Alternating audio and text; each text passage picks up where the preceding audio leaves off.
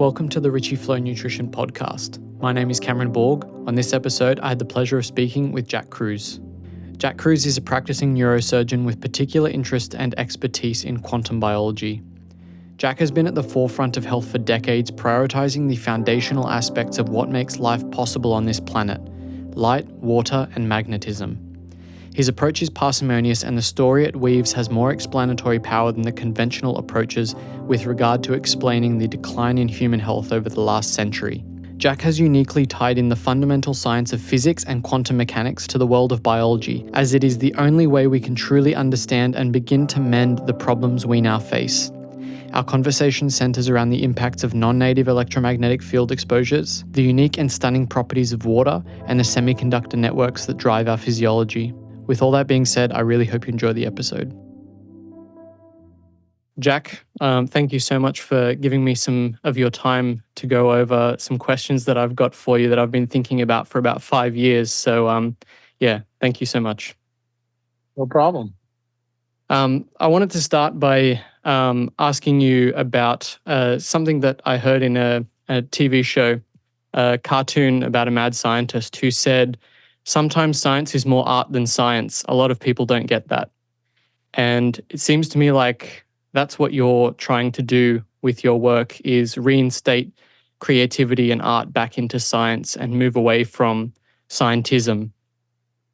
How do you see that we've lost the art of science, looking back to these greats like Albert St. Georgi and Robert Becker, who were just brilliant beyond their years? How have we lost that angle in the last few decades? Well, the interesting thing is, some people may think there's artistry in science. I actually don't. I actually think the artistry is in medicine, because medicine is really science mixed with art, because it's actually an art to take care of people, because there's a lot of things about, I think, being a clinician that transcend, what would be in a peer-reviewed journal, or transcend maybe what would be on a lab test or an MRI, or, something to that effect. I know Rick Rubin and I had an interesting discussion, probably off camera, about art and science. And I don't know. I don't know if it makes me uncomfortable, because I know it's going to make centralized scientists uncomfortable if you say it's got artwork in it, and then it's a slippery slope, because then they can say, okay, well, you're pseudoscientific, or they start throwing the term around holistic. So I think the science itself, like, for example, I don't think anybody, and maybe there is somebody out there that would say quantum biology is artistic. I think quantum biology is anti-Occam's razor. And this is part of the reason why I think it's pretty hardcore. But I think the funny part is, at its fundamental level, biology is not a fundamental science. So do I think that biology actually could have some artistry in it? The answer is yes. But I don't look at biology the way, centralized people look at it. I look at it from a decentralized perspective, and the decentralized perspective tells you that probabilities are all there. There's no cause and effect. The science is hard. And when I mean hard, I don't mean hard to learn. I mean that it's pretty fundamental. I think some of the things that people believe in centralized medicine, that's art. I mean, to believe that sunscreen is wise and sell that to the audience or the public at large, I think that takes some art. I think to sell people the idea that messenger RNA vaccines were a really good idea without having proper testing, I think that takes some art. Now, some people may, disagree with the way that I'm, I guess, using art as a metaphor here, but I think art, it's a lot what Picasso said. Art is kind of an illusion that has a bit of truth to it. And I think a lot of it depends on how you look at it. But I definitely think there is an artwork to being a surgeon. There's definitely artistry in being a physician. But the science that we usually use Uh,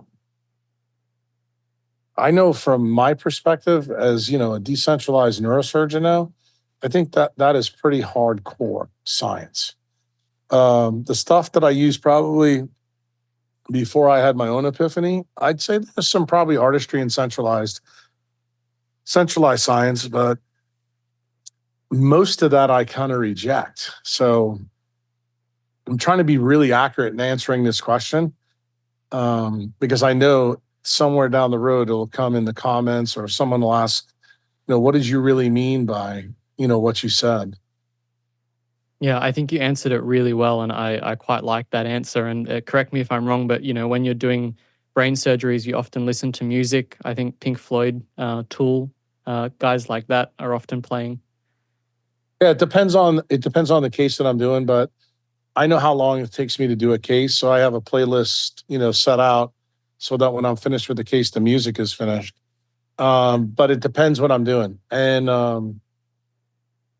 for craniotomies, I'll do one thing, carpal tunnels, sciatic nerves, lumbar disc or lumbar fusion or cervical fusion. It's all different stuff. Usually the stuff that I operate to, like when I'm on trauma call, that's usually the pretty wild stuff. Just because that's the time where I know that the patient's at greatest risk and I'm at greatest risk. So I think I've always played uh, probably the craziest music, probably more of the heavy metal stuff during those things because there is a rage that's in me, that I have to do some of that stuff. Yeah, absolutely. Robert Sapolsky recently wrote a book about why he thinks there is no free will. Um, May Wanho, I quote from her book, "The quantum coherence of organisms is the biology of free will." Where do you stand on the free will issue? Because I'm a I'm firm believer in free 100% with will. Baywan, huh? Yeah, me I too. mean, the other guy, he's done some podcasts with Huberman, and Huberman, has elevated this guy. And I have to be honest with you, I have never found that guy really convincing about anything. I think, to be honest with you, from my perspective, he's classic centralized scientist, left wing, very liberal, Yeah. very progressive, very woke. And I think those are the people who have actually ruined science, to be quite frank with you. Yeah, I couldn't agree more. And I think Mei Wanho's work, regardless of being very difficult to digest, I think she's pretty spot on. Um, After learning about what you are doing and what you're talking about, I went and read all of Robert Becker's work and all of Andrew Marino's work. And a couple of years ago, I reached out to Andrew to try and get him on the podcast, and he Lots basically of fun. eviscerated me and told me that I had no idea what I was talking about, and all of my podcast guests had no idea what they were talking about. He made the case that molecular biology is an oxymoron. Biology is not molecular, and this comes back to the fact that biochemistry has gone down the wrong route in looking for mechanism. And I wanted to ask you, what do you think he was really trying to tell me in that email about biochemistry? And I think what you were talking about before with this idea that it's all probabilistic, there is no cause and effect. Well, I'm going to tell you that it's kind of funny that you've had interactions with Andrew. He's a good guy, but he's as salty as I am. Mm, And I know. he's probably more salty just because of what he's had to go through and what he experienced, with Becker. And I think most people, could understand, why that's the case. But my answer may surprise you a little bit more than other people. I believe that let's just put it this way first before I use the words I'm going to use. I agree 100% with Marino. I want to make sure you understand that. I think biochemistry has gone the wrong way, but here's the reason why. And I think it would be interesting if you ever do email them to give them my answer. Biology is not a fundamental science, neither is biochemistry, but the basis of biology is atomic, molecular, and optical physics, AMO physics. And AMO physics defines almost everything that's tied to mitochondrial DNA and thermodynamics. Now, this idea that I just gave you, I give credit to the person who really, I think, started this whole thing, which was Albert St. Georgi in 37 through 41. That's when Becker actually heard St. Georgi's talk in 41. But the interesting thing is the guy that I think really lit the scientific fire was Gilbert Ling in the 50s, when Ling did amazing work, but he did a horrible job using the language to describe quantum mechanics. But that's effectively what the AI hypothesis was about. And this is why these books are so difficult for people to read, because realistically, to really understand quantum mechanics, you have to have a pretty good background in mathematics. And when you open up a quantum mechanical book, you see it's mostly equations. The interesting thing is that's not how biologist or medicine really operates. And I think what happened post Ling, then we started to get the guys like Fritz Popp, and then we started to see. I would even take you probably through Becker, all his work in the 60s, 70s, when he proved what St. Georgi said. And I think Marino's work comes in there because he clearly showed what some of the original physicists showed, like Abe Liboff and Ross Addy and Alan Fry and all those guys. Those guys took what I think Ling laid down and then went further and further and further. And I think right now the torch is probably being held by Jim L. Khalili. I even think Nick Lane is starting to jump into this realm. And the funny thing is, Nick is somebody who probably would say was captured by biochemistry. I mean, I'm putting words in Marino's mouth, but I really do believe that Marino would say that. And the thing is, I haven't really done a good job. I have a big time affection for Nick Lane. I think he's one of the guys that's totally centralized, but I think he's a good guy. And I think he's doing pretty phenomenal work, but I think his big missing piece is the quantum biology piece. And it's amazing to me that he's in the same country as Jim Al-Khalili and he doesn't realize it. But I think it's because the way Nick is coming at the problem, he really wants to find the last common ancestor. He wants to really get into why the ATPase, started the whole mix, because that's really the first quantum machine. And the irony is what we're finding out right now, like at the edge of quantum biology that's being done now, the ATPase and the ATP theory of Mitchell that I guess Nick believes a lot in, that's the base power station of the eukaryotic cell. So for example, it plays a big role both in photosynthesis plants, bacteria, and archaea. But when it gets to eukaryotes, it's the base layer. There's at least 6 or 7 other layers. So for example, in my work, I've showed people how one of the next layers that's right above it is the melanin layer, where it augments the ATPase layer. And what people don't fundamentally understand is kind of what Wallace has talked about, that when you reduce energy to a certain level, that's fundamentally what disease is. That's the idea of heteroplasmy. It's the idea that you're having a brownout, and that's what causes the problem. The key that I think for the future for quantum biology is that we need guys that are training at the University of Surrey with Khalili, and hopefully here in the States, as it opens up, that they layer out all the other layers. You go read Mei Wan Ho's book, or her books, I should say, and you see that she talks about all 6 or 7 layers, but there's no onion to it. In other words, she's jumping from one to the other, to the other, to the other. And if you don't have, I think, a really good idea of the organism, or I should say the organization of the physics in an organism, that book will be very difficult for you to read. And the thing is, once you conquer AMO physics and you understand what it's all about, then I think her work becomes actually really approachable. It's not that difficult to understand. It actually completely makes a ton of sense. And then I think you can start to plug in some of the things that Ling said, some of the things that Nick is saying, some of the things that Jim Al Khalili is saying. There's still a lot of work to be done. I don't want anybody to think that we're anywhere close to understanding, the crazy magics that are present inside a cell, because I don't think we're that close. But I will tell you this, that all the people that I just mentioned, they are exponentially further to understanding biology and cells than any centralized science.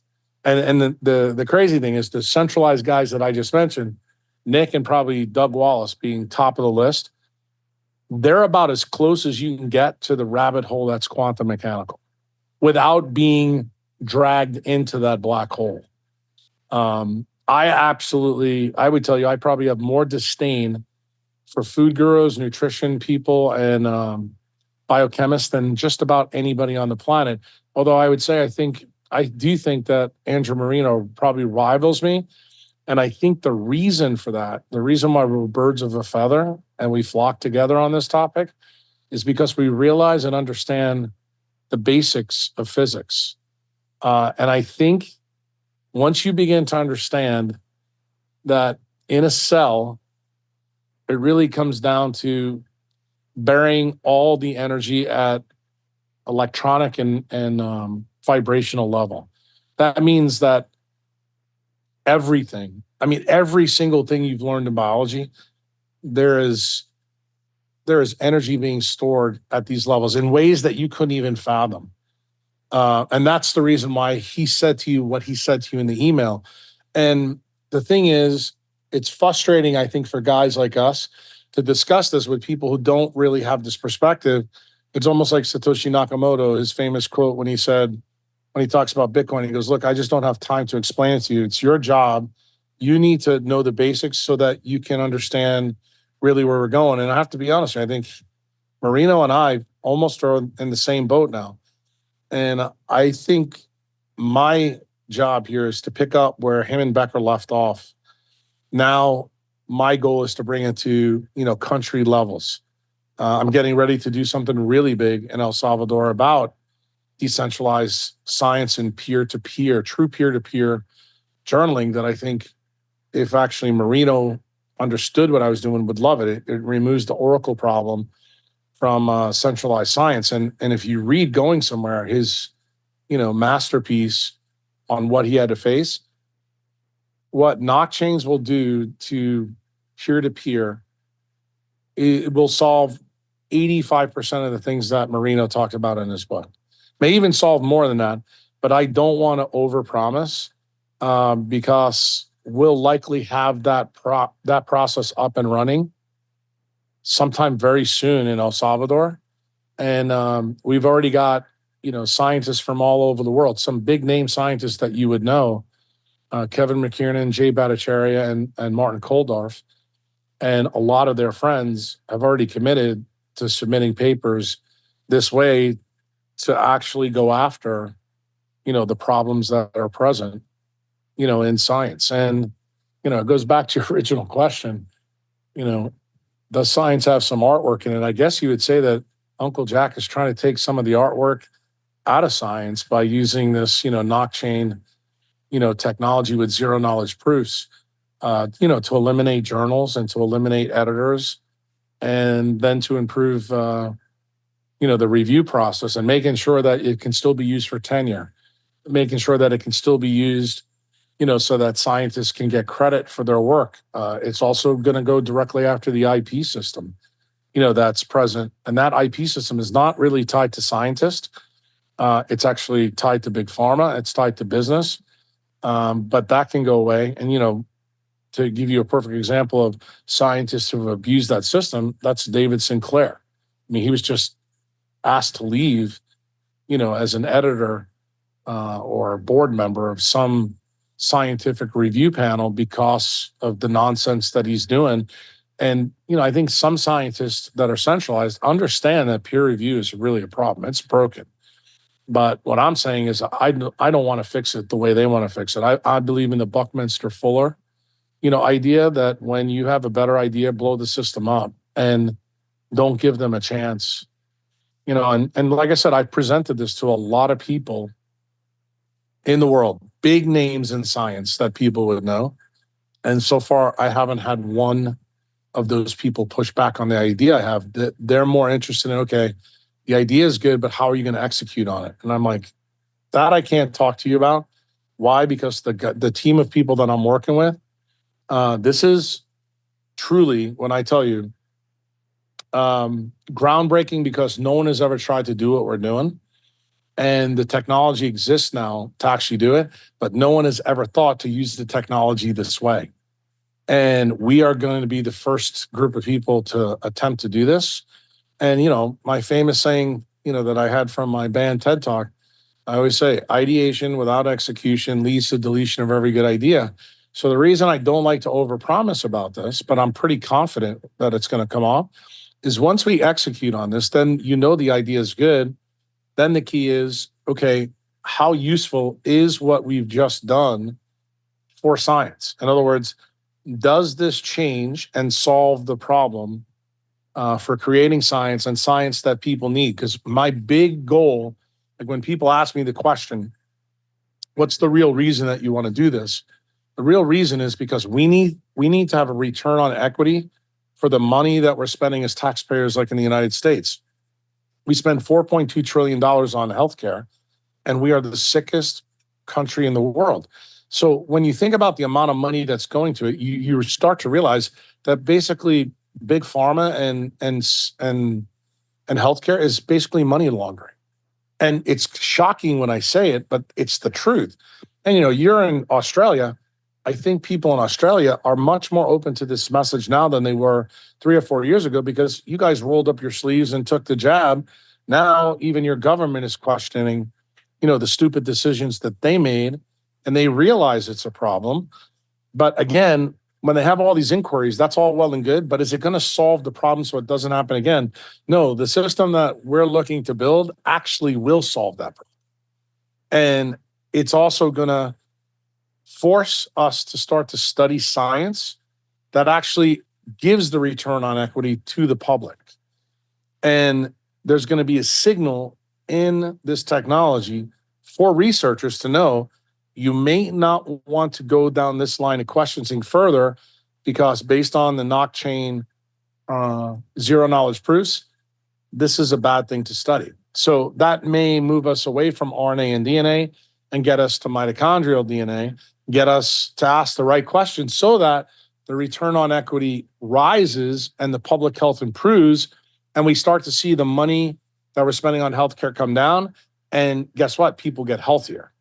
That's ultimately what the goal is. But realize it's going to identify good science and bad science without the oracle problem that's present in the journals and also the editors. And to me, I think I'm probably more excited about this project than I am about the constitutional amendment that I wrote for President Bukele.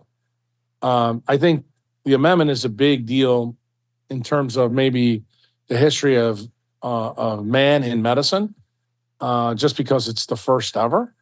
But I have no illusions that that's not going to change the way science is done. And ultimately, my goal has always been to change medicine fundamentally. And the way you change medicine fundamentally is that you have to provide it the science that tells the truth, not the bullshit that we currently believe. I believe, and I've told Huberman this and Rick on the podcast, that I think 99% of what's published in textbooks is false. Yeah, and I tend to agree as well. I think Nick Lane points out in his book Oxygen that there are things in the textbook about the spin state of the free electrons in oxygen that help stabilize it. And he says in the book, this is not what the textbooks say, by the way, but this is how it is. It's the quantum spin state of the free electrons that make it stable. And that's what happens in singlet oxygen when one of them becomes anti-parallel spin. That's when it becomes reactive. He says you won't read that in the textbook, but that's the truth. And I think that's happening all over the place. That's just one example. of someone who is centralized, who's realizing that the textbooks are not showing us exactly what's going on. Well, they have to be careful too when they say these things, because remember, the way they get compensated, most of them are tied still to the old way of doing business, which is through big pharma. And when you really understand what I'm saying here about this new technology, if you think Uber or Airbnb is disruptive, boy, this is really disruptive to the way science is going to be done. It's going to be really different for PhDs. It's going to be different for clinicians.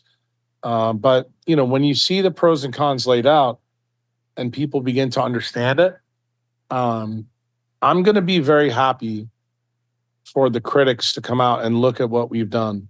I know that it's not going to be perfect because nothing is perfect, but I can tell you on a theory of relativity basis, it's far better than the peer review through Nature, the Lancet, or the New England Journal of Medicine.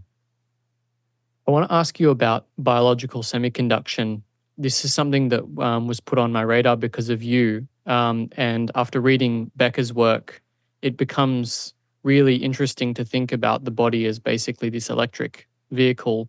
And I want you to correct me if I'm wrong, but these biological semiconductors essentially work by different atoms doping the system, creating positive or negative type semiconductors. And when they join the electrons from the conductance band and the valence band, they can swap. And when they jump from each band, that's the band gap, they emit the energy lost as a photon of varying wavelengths depending on the band gap. And Albert Szent-Györgyi theorized that all proteins exhibit semiconductive properties. And you said, and this sticks in my mind a lot, genes only code for semiconductors. Correct.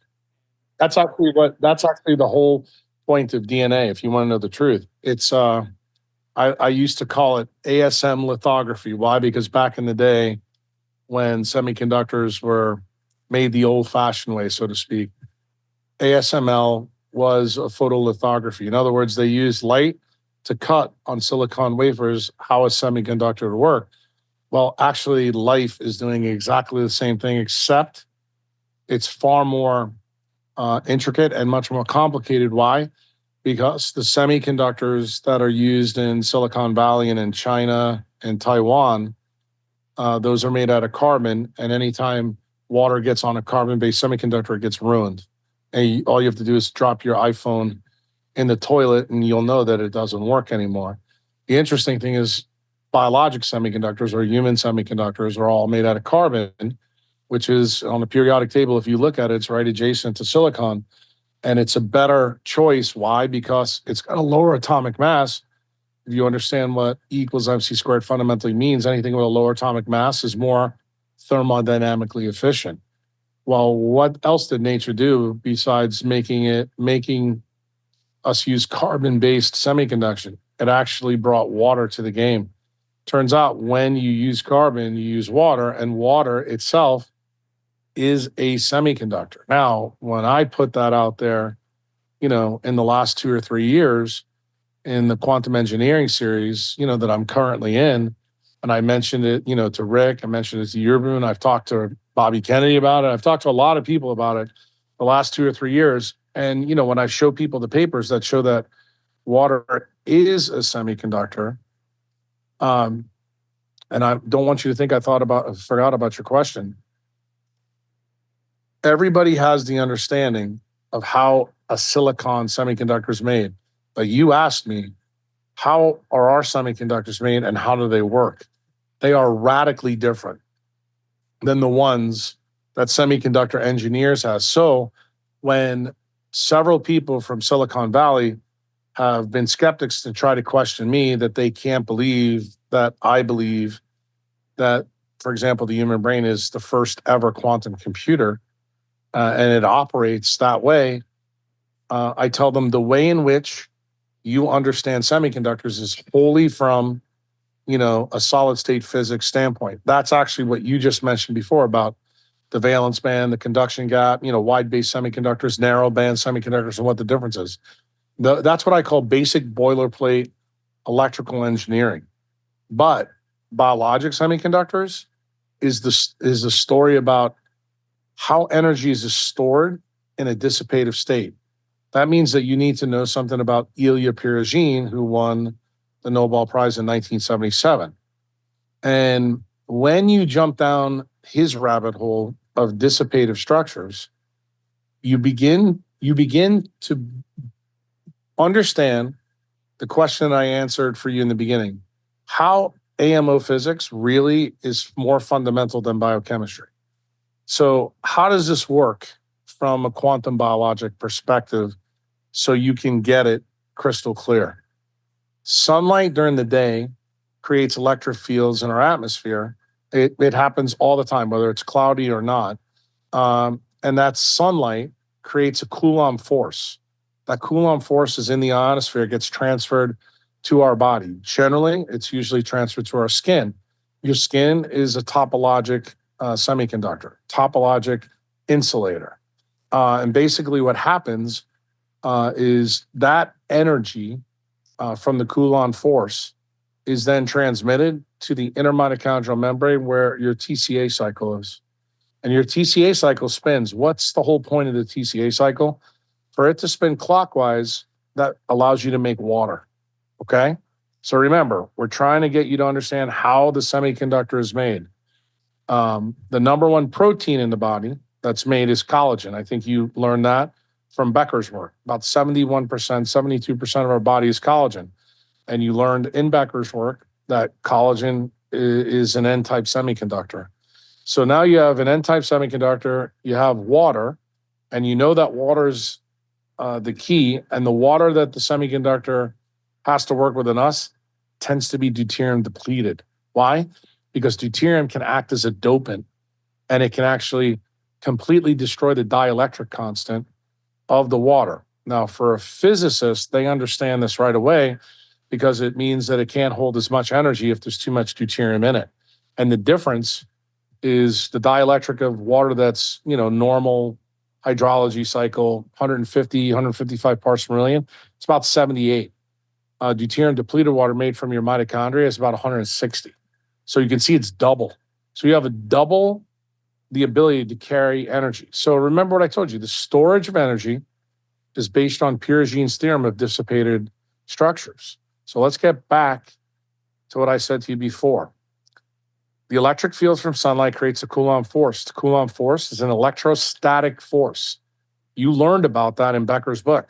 Remember the two copper atoms that are stuck on hydroxyapatite in bone? And he told you when you go in space, the two copper atoms jump off, and that's why calcium jumps off of collagen. That's how you get osteoporosis. The Coulomb force is also an electrostatic force. So guess what? That's the reason fundamentally we are so sensitive to non-native EMF, okay?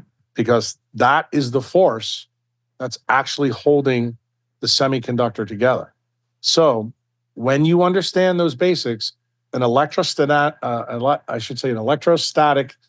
phenomenon arises from the forces in the electric charge when they exert on each other, when they're in the same system.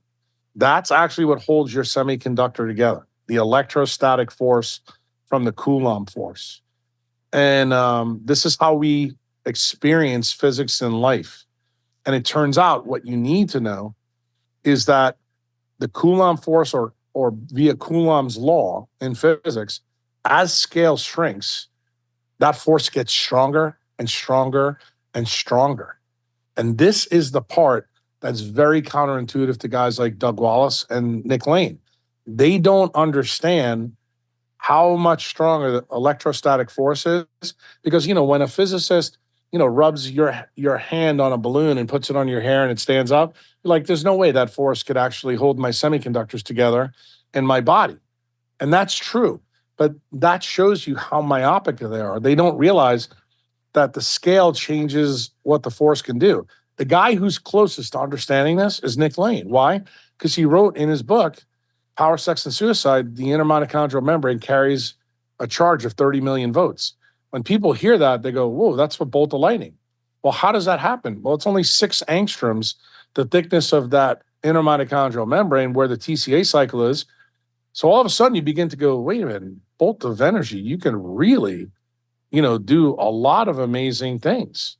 And when that force is that high and it's 30 million volts, what does the TCI cycle fundamentally tell you? It makes the best kind of water with a high dielectric constant that immediately surrounds all the proteins that are coded for from DNA.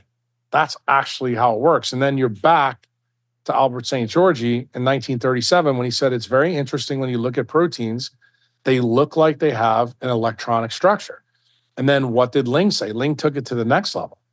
Ling said there's no doubt they have an electronic structure. In fact, they do certain things. In fact, ATP does something really interesting. It withdraws electrons, and as it withdraws electrons, protein side chains move, they open up. Well, just think about some of the modern diseases that we're all talking about now that centralized medicine has no idea about. Those are all the alpha synucleinopathies. That's like Parkinson's disease, frontal temporal dysplasia, Alzheimer's disease. These are all due to protein misfolding. You begin to understand that what I'm actually telling you right now is that something is disrupting the Coulomb force transfer to the electrostatic force in your mitochondrial, or I should say your semiconductor fab, and your semiconductors cannot work the way they're supposed to. Therefore, the misfolding of proteins occurs. So when you think about what Marino wrote and what Becker wrote, they told people that electric and magnetic fields are fully capable of causing some diseases that, we have no answers for now. So is that true with autism? Is it true with viral illness even? Is it true with some bacterial illnesses? Yes. Is it true with the modern diseases that we don't have answers for, like PAD, which is peripheral artery disease? How about heart disease? How about diabetes? The answer to all of these is yes. But when you understand that this special water needs to be around those proteins like collagen, that's when the magic that we talk about in quantum mechanics becomes possible. It turns out where you have a certain dopant is really important for how it operates. So, for example, to bring this back to something that probably everybody understands, the ATPase. What is the dopant for the ATPase? It's phosphorus. Remember what the P stands for, phosphate.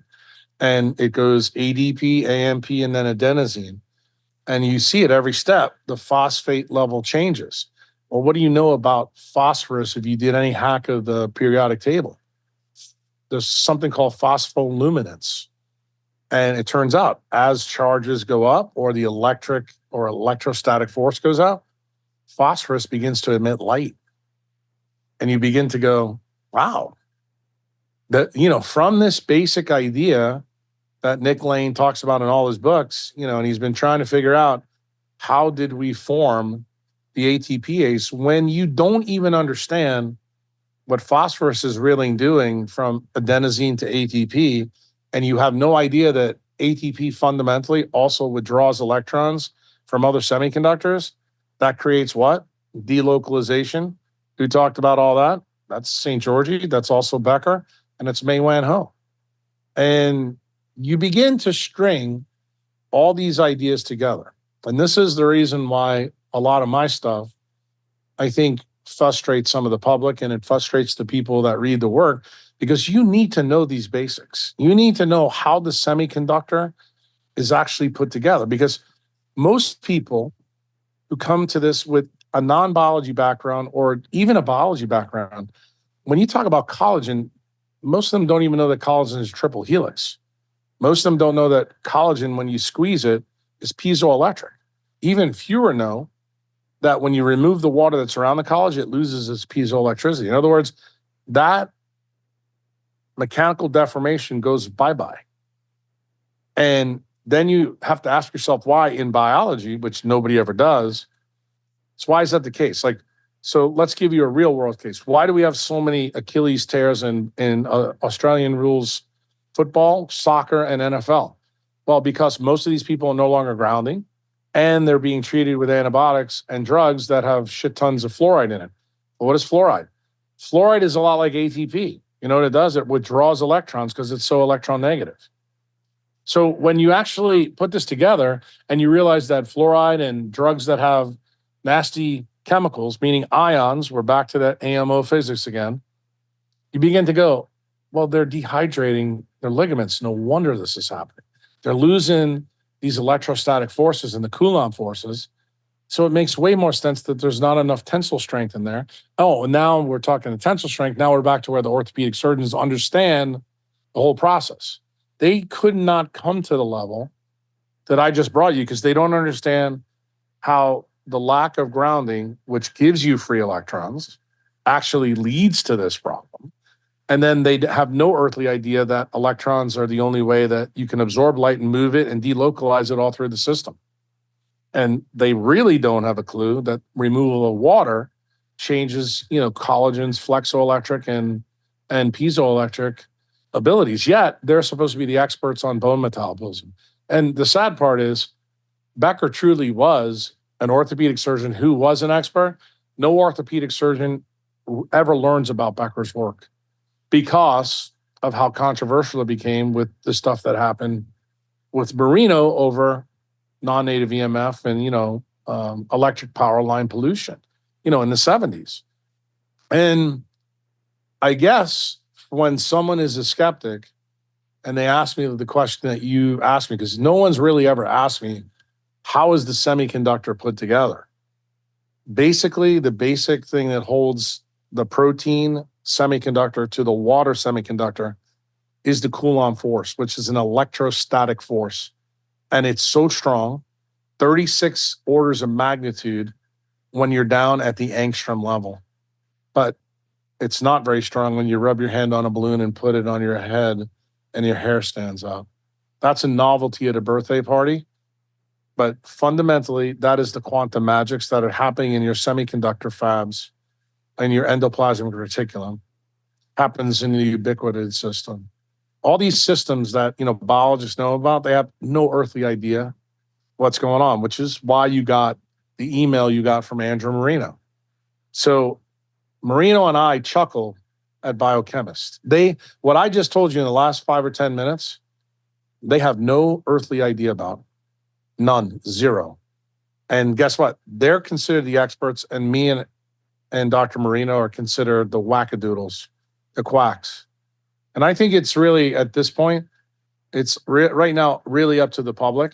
I don't even know how anybody could tolerate me or Marino being called quacks, considering what we all just went through with COVID.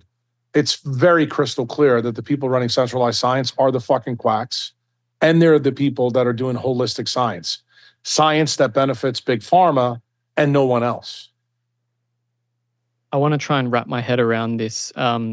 I do know that water has an obscurely high dielectric constant, which, to my understanding, means that it's very easily polarized by an electric field. And the hydrogen bonding networks in water are very important for protein structure, and obviously structure and function are intimately connected. But remember what polarization does, though? Polarization aligns molecules. That means it makes it a better electric antenna, but it also means it gives it a magnetic flux. In other words, there's a north and a south pole. And that's exactly what Becker found in his work with salamanders. If you remember, the part of the brain was more positive charged than the feet that were negative charged. And it turns out then you began to understand how that polarity linked to other things. He linked it to regeneration. But what was the big thing that unfortunately he never really studied, but to me is probably one of the biggest things that need to be studied for anesthesia. You're able to actually put someone to sleep utilizing electromagnetism. And you need to have a strong enough magnet to do that in, someone like a human. But absolutely, it's crystal clear. And Becker also did work later on before the government took his funding away that he believed that that's actually how acupuncture actually works through the meridians. It had to do with the changes in polarity and moving current around. So realize that polarization is extremely important for developing electromagnetic fields, but also magnetic polarization. And we now know from the latest studies that are out there in quantum mechanics that magnetic polarization is really important in morphogenesis. And the first person that gave us that idea. That was Alan Turing in his 1951 paper. Again, this is another part of biology that has not been tapped. Most of Turing's work has been tapped for the Turing machine and the computer, and marry that with Claude Shannon. Everybody knows where that branch of science went, but very few people, especially on the physics side, know that the year that Turing died, he wrote this paper, The Mathematical Basis of Morphogenesis, and it has a lot to do with this idea that you brought to the table about magnetic polarization, positive and negative poles. Same thing is true with electric fields. So these are the fundamental ideas that really are at the basis of biology. They're all physics and nature. And this is the reason why, when you talk to a biochemist, you have to realize you're talking to somebody who's like on the 30th floor of a 100-story building, and they're telling you that the 30th floor is the basement. That's fundamentally how I look at them, and this is why I chuckle at them, because they don't even realize how ridiculous what they're saying is. And I think that's the reason why Marino, chastised you in the email. And I want to make sure you understand it. It's not because, your question wasn't a good one. Your question is a really good one. But do you have the ability to decipher the answer and really unpack the answer that I gave you?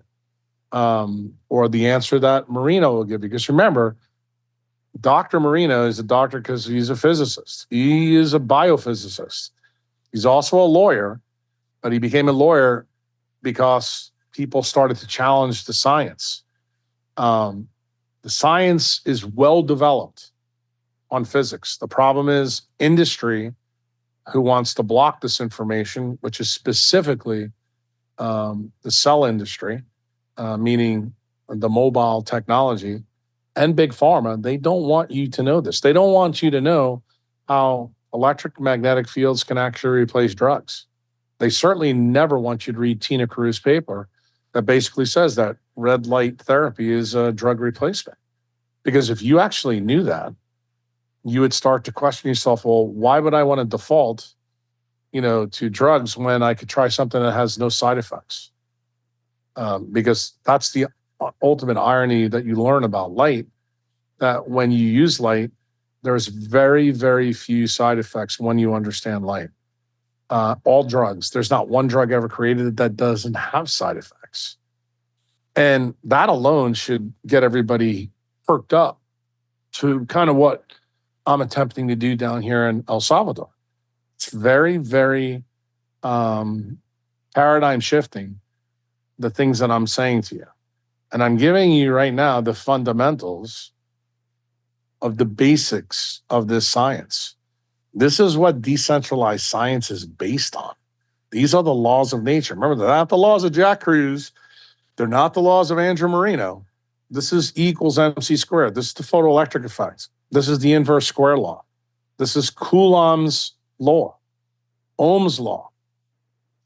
When you realize that those are the laws that we operate by, that's when I get pretty coy when I do podcasts and I tell people, look, if I'm wrong, I've got a lot of good company. I'd rather be, wrong with, Feynman, Einstein, and Coulomb than I would with any of the biochemistry guys, because I think those guys are morons, to be quite frank with you. Now, the modern ones are the ones that I really have a problem. But remember, Albert St. Georgi was one of those original biochemists that was asking the right questions. He's the first one that realized that all the things that he won the Nobel Prize for, boy, this looks solid state physics to me. And that's when solid state physics wasn't even well developed. I mean, just remember, in 1937 to 41, we didn't even have the transistor yet. Think about how forward thinking this guy was. And then it's even more remarkable to me that Becker, takes this idea from that Budapest Academy talk and then literally in 20 years proves, St. Georgi correct. I mean, and nothing's been done with this work for 60 years, as far as I'm concerned. it's maybe hyperbole when I say that, but the amount of work that should have been done on this compared to, let's say, what's been done on molecular biology, it's ridiculous. The RNA, DNA thing has done nothing for us. And I think that's why you got so much disdain in your email back from Andrew, because you have to realize when you understand what I've just said to you and what Marino's life's work was, that's where the secret sauce is, not where these other people have led us. Watson and Crick's paper in 53 was probably the worst thing that's ever happened to science, if you want to know the truth. I want to ask you about the light show that's going on inside of our bodies, whether it's biophoton emission, whether it's the photon emission from biologic semiconductors, or even delayed luminescence, which is something that people working in biophotonics have to work around. It makes it very difficult because people are still emitting the outside light for about 2 hours after being completely dark adapted. Is this biologic light that's being emitted from us used for signaling, or is it used for other things as well? It's used for everything. When I tell you that my belief, and how will my beliefs be proven correct someday? When someone creates what Fritz Popp did on the outside, which is a photomultiplier. When we get a photomultiplier and we can put it between the mitochondria and the melanin sheet right there, and we see the light emission from both sides and we can measure the spectrum, then we look at the absorption and emission spectrum of every chemical in a cell, and we put that on a spreadsheet, then you're really gonna, you think it's complicated, now? Oh my goodness. And people don't realize that every second in a cell, there's 100,000 biochemical reactions. If you understand like this much physics that you can put in a thimble, there's only one thing that can control all that, and that's light. Yep. That's the reason why everybody who's going to listen to this podcast has the experience. You have the Library of Alexandria in your hand now on an iPhone. And what does it run on? Runs on light, runs on semiconductors. So when people say to me that there's no way you could run 100,000 different things, do you not think that your cell phone runs on 100,000 different things all the time to give you a Google page? Well, you're wrong, because it does. And the proof of concept is in your hand, and most of you are addicted to it. But you don't realize that technology is ancient and it's in you. And the craziest part is the technology that's in you is way more complex than what is made in Taiwan or in Silicon Valley. But is the ideas around those things something that I think is good, because it allows me, my job, easier to prove to you that semiconduction happens and that light emission happens, and the light that's created from metabolism is truly, that's actually the sun inside of you that is driving everything. It's driving animal photosynthesis through the non-visual photoreceptors. It's affecting water chemistry. It's affecting polarization in different proteins. It's affecting binding of different minerals. It's affecting how proteins can bend. It's affecting how protons spin through the ATPase. It also controls the angstroms between the cytochrome proteins. It controls endocytosis. It controls ubiquination. It can actually controls, when a decision is made to pass through certain parts of the cell cycle. Light and different frequencies controls all of that. I like to think of the human body kind of like a projector, and the light that's coming off the projector tells the story. And the more coherent those light signals are, the better you can understand the story. But the more chaos that gets involved, the less you can see the picture clearly and you don't understand what's going on. And I think, in my mind, that's kind of what disease is at a fundamental level. It's a change in this light story that's happening inside of us. It's this incoherent story that's being played from the projector. And I Correct. think I use that analogy actually in the Huberman podcast. I try to get them to understand that when you try to watch Gone with the Wind or Star Wars by looking at the projector, it's far easier to look at it at the screen. And that's exactly the analogy that happens in disease, because it turns out that you need all these non-visual chromophores in you to act as the screen so that you can see the story develop. That's actually what life is.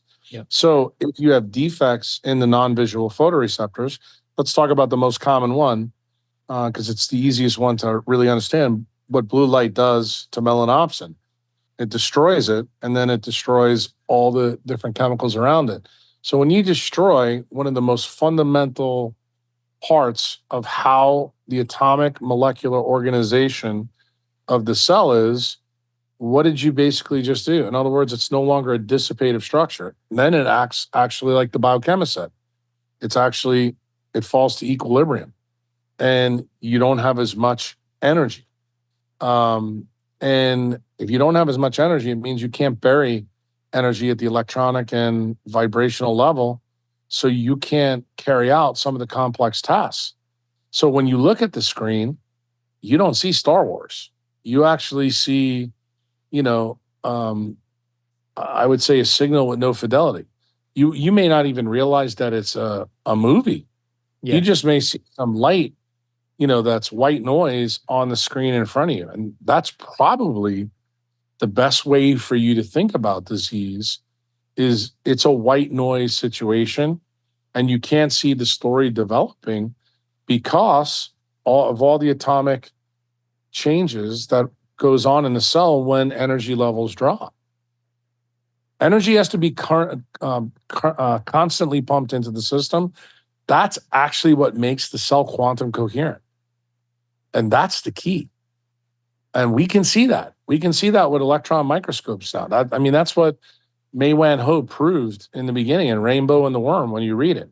She actually showed you, diffraction electron microscopy that showed the kaleidoscope of light that was inside, different living tissues. And when you know that that's happening, the first question when you read that book and you come to that picture in the book should be, why is the organism making all this light? But that's not what most people do. They're fascinated what they're seeing, but instead of being fascinated and asking the next right question, they default to the paradigm, that they were taught in biology, which is, oh, well, where's the TCA cycle in there? How does all that work? And this and that. And that's where we lose the plot, And I think that's the reason why, guys like me and Andrew Marino, not Huberman, we get frustrated. It's really easy to get frustrated because I think he thinks just like I do. If I learned it and he learned it, why shouldn't you be able to learn it? We're not any more special than you guys. We're not. I think it's our duty, at least my duty as a surgeon, to be a teacher, because that's what the word surgeon means in Latin. And I think I've done a pretty good job of teaching that. Some people probably on social media would argue with me that the stuff is too complex, but I just look at it like this. If you think that you can explain some, nature in a tweet, I think most serious scientists would laugh at that. I know Feynman would laugh at it, but can you use an analogy nuance? Yeah, I think that's what that Ling tried to do in his books in the 50s, but he failed miserably. Why? Because language is horrible in trying to describe quantum processes. Some of the things that happens in quantum mechanics is so unbelievable when you try to describe them to people. People's brains can't even wrap around it. And, then you have guys like Bohr that say, look, quantum mechanics is queer, just deal with it. Okay? It's how nature is. And, if you don't think at the turn of the century, the ultraviolet catastrophe wasn't like the biggest question in physics, you're wrong. Helmholtz knew about it and he couldn't figure it out. And what did Einstein do? He just sat down in a patent office and said, okay, it's the photoelectric effect. There's nothing that's Occam's razor about the photoelectric effect. Yet, if you were to ask me, what's probably the most fundamental physics equation that's operational in life, probably the most important, I think it's the photoelectric effect. I think E equals MC squared is probably right behind it. And then I think, we haven't even talked about probably your next question is once you understand the light show, what's the physics that defines that? That's actually completely different brand of physics. Now we're leaving AMO physics and we're heading to optical photonics. Oh, shit. Like, that's a whole separate branch of physics. And most, basic physicists, they don't know quantum optics. That's a whole other animal. And, you have to have an appreciation for this. When you read some of Becker and Marino's work, they were finding out some of these effects, when they did their original work. When he talks about I'm trying to remember exactly the color of, the P and N type semiconductor. He also talked about, how they figured out the current was rectified. They knew and why, bone doesn't emit light when, Becker did work on humans. All that is the optical photonics. Like, they were hinting that there was way more to this story than meets the eye. But you, the reader, would you get this nuance if you didn't understand the stuff that you and I have been talking about the last 20, 30 minutes? That's the reason why I think some of the stuff that I've written is important, because that's the stuff that gets you to really understand what's in that book. And then hopefully it motivates some of the 8 billion idiots on this planet to decide to dedicate their life doing decentralized science so we can figure out how to help the public and eliminate some of these chronic diseases. I want to ask you about 2007, when it was proven that quantum processes happen in living organisms, which was completely laughed at for years leading up to that. It was thought it could never happen because it's too chaotic inside living tissue for any quantum coherence to allow those processes to happen. But in Jim Al-Khalili and John J. McFadden's book, they talk about the lengths biological systems go to create quantum coherence to allow these processes to happen. And they speak of it sort of like vibrational energy. And I think a good analogy is when you set off, 20 metronomes at the same time, but at different periods, they all sync up after a certain period of time.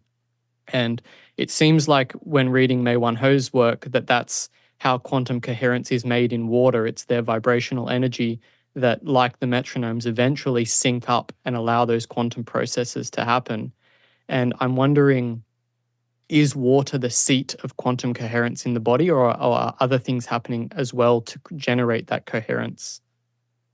Yeah, I wish I could give you the real answer. What I'm going to give you is speculation that I believe, based on what I know. I believe it's light, water, and magnetism that is needed to become quantum coherent. Right. I don't believe you can do it without those three things being operational at some level. Why? Because they all bring something to the party. And I also can tell you that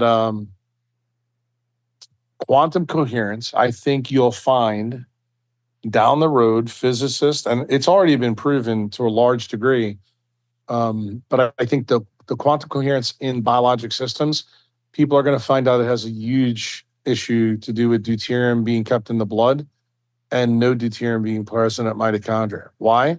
Because that creates almost a force field. And what I want you to think about in your mind when I say this, I want you to think about Star Trek. And when they used to raise their shields, nobody could affect them so that the things that went on in the ship continue to go on. That's exactly what quantum coherence is. And I believe that's the fundamental reason that deuterium is kept in our circulatory system that's right below our skin. It's protecting the quantum mechanical stuff to happen at warm, wet environments that physicists never realized. And the reason I believe that is the magnetic moment of deuterium is different than hydrogen. And we know that hydrogen is used specifically for the ATPase. And if you know anything, like we talked about before about the Coulomb force being an electrostatic force, and it's much stronger at small scales. Can you imagine when you find out that deuterium has a magnetic moment of 1 and a hydrogen proton has a magnetic moment of a half? That's like 100% difference. And then you shrink that to a scale. Do you know what the difference of that magnitude is? It's unbelievably powerful. And do I believe that that is one of the key things that is required for quantum coherence? Yes. In fact, I believe that's the basis of where memory and consciousness begins. And when you understand fundamentally what the body is doing when it's creating its semiconductors, it's reserving H plus to run the quantum nano torque engine, which is the ATPase, but it's also reserving deuterium to create this force field around the whole system that magnetically is allowing us to do different things. So the environment inside you from an atomic molecular level is quiet. Okay? Because remember, everybody knows about, quantum vibrations, or what we call the quantum foam. It bubbles up and down.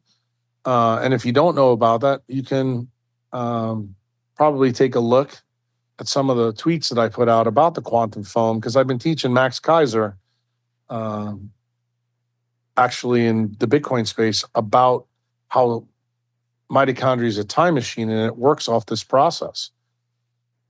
What the circulation of deuterium is fundamentally doing, it reduces the quantum foam to a level where quantum coherence is possible.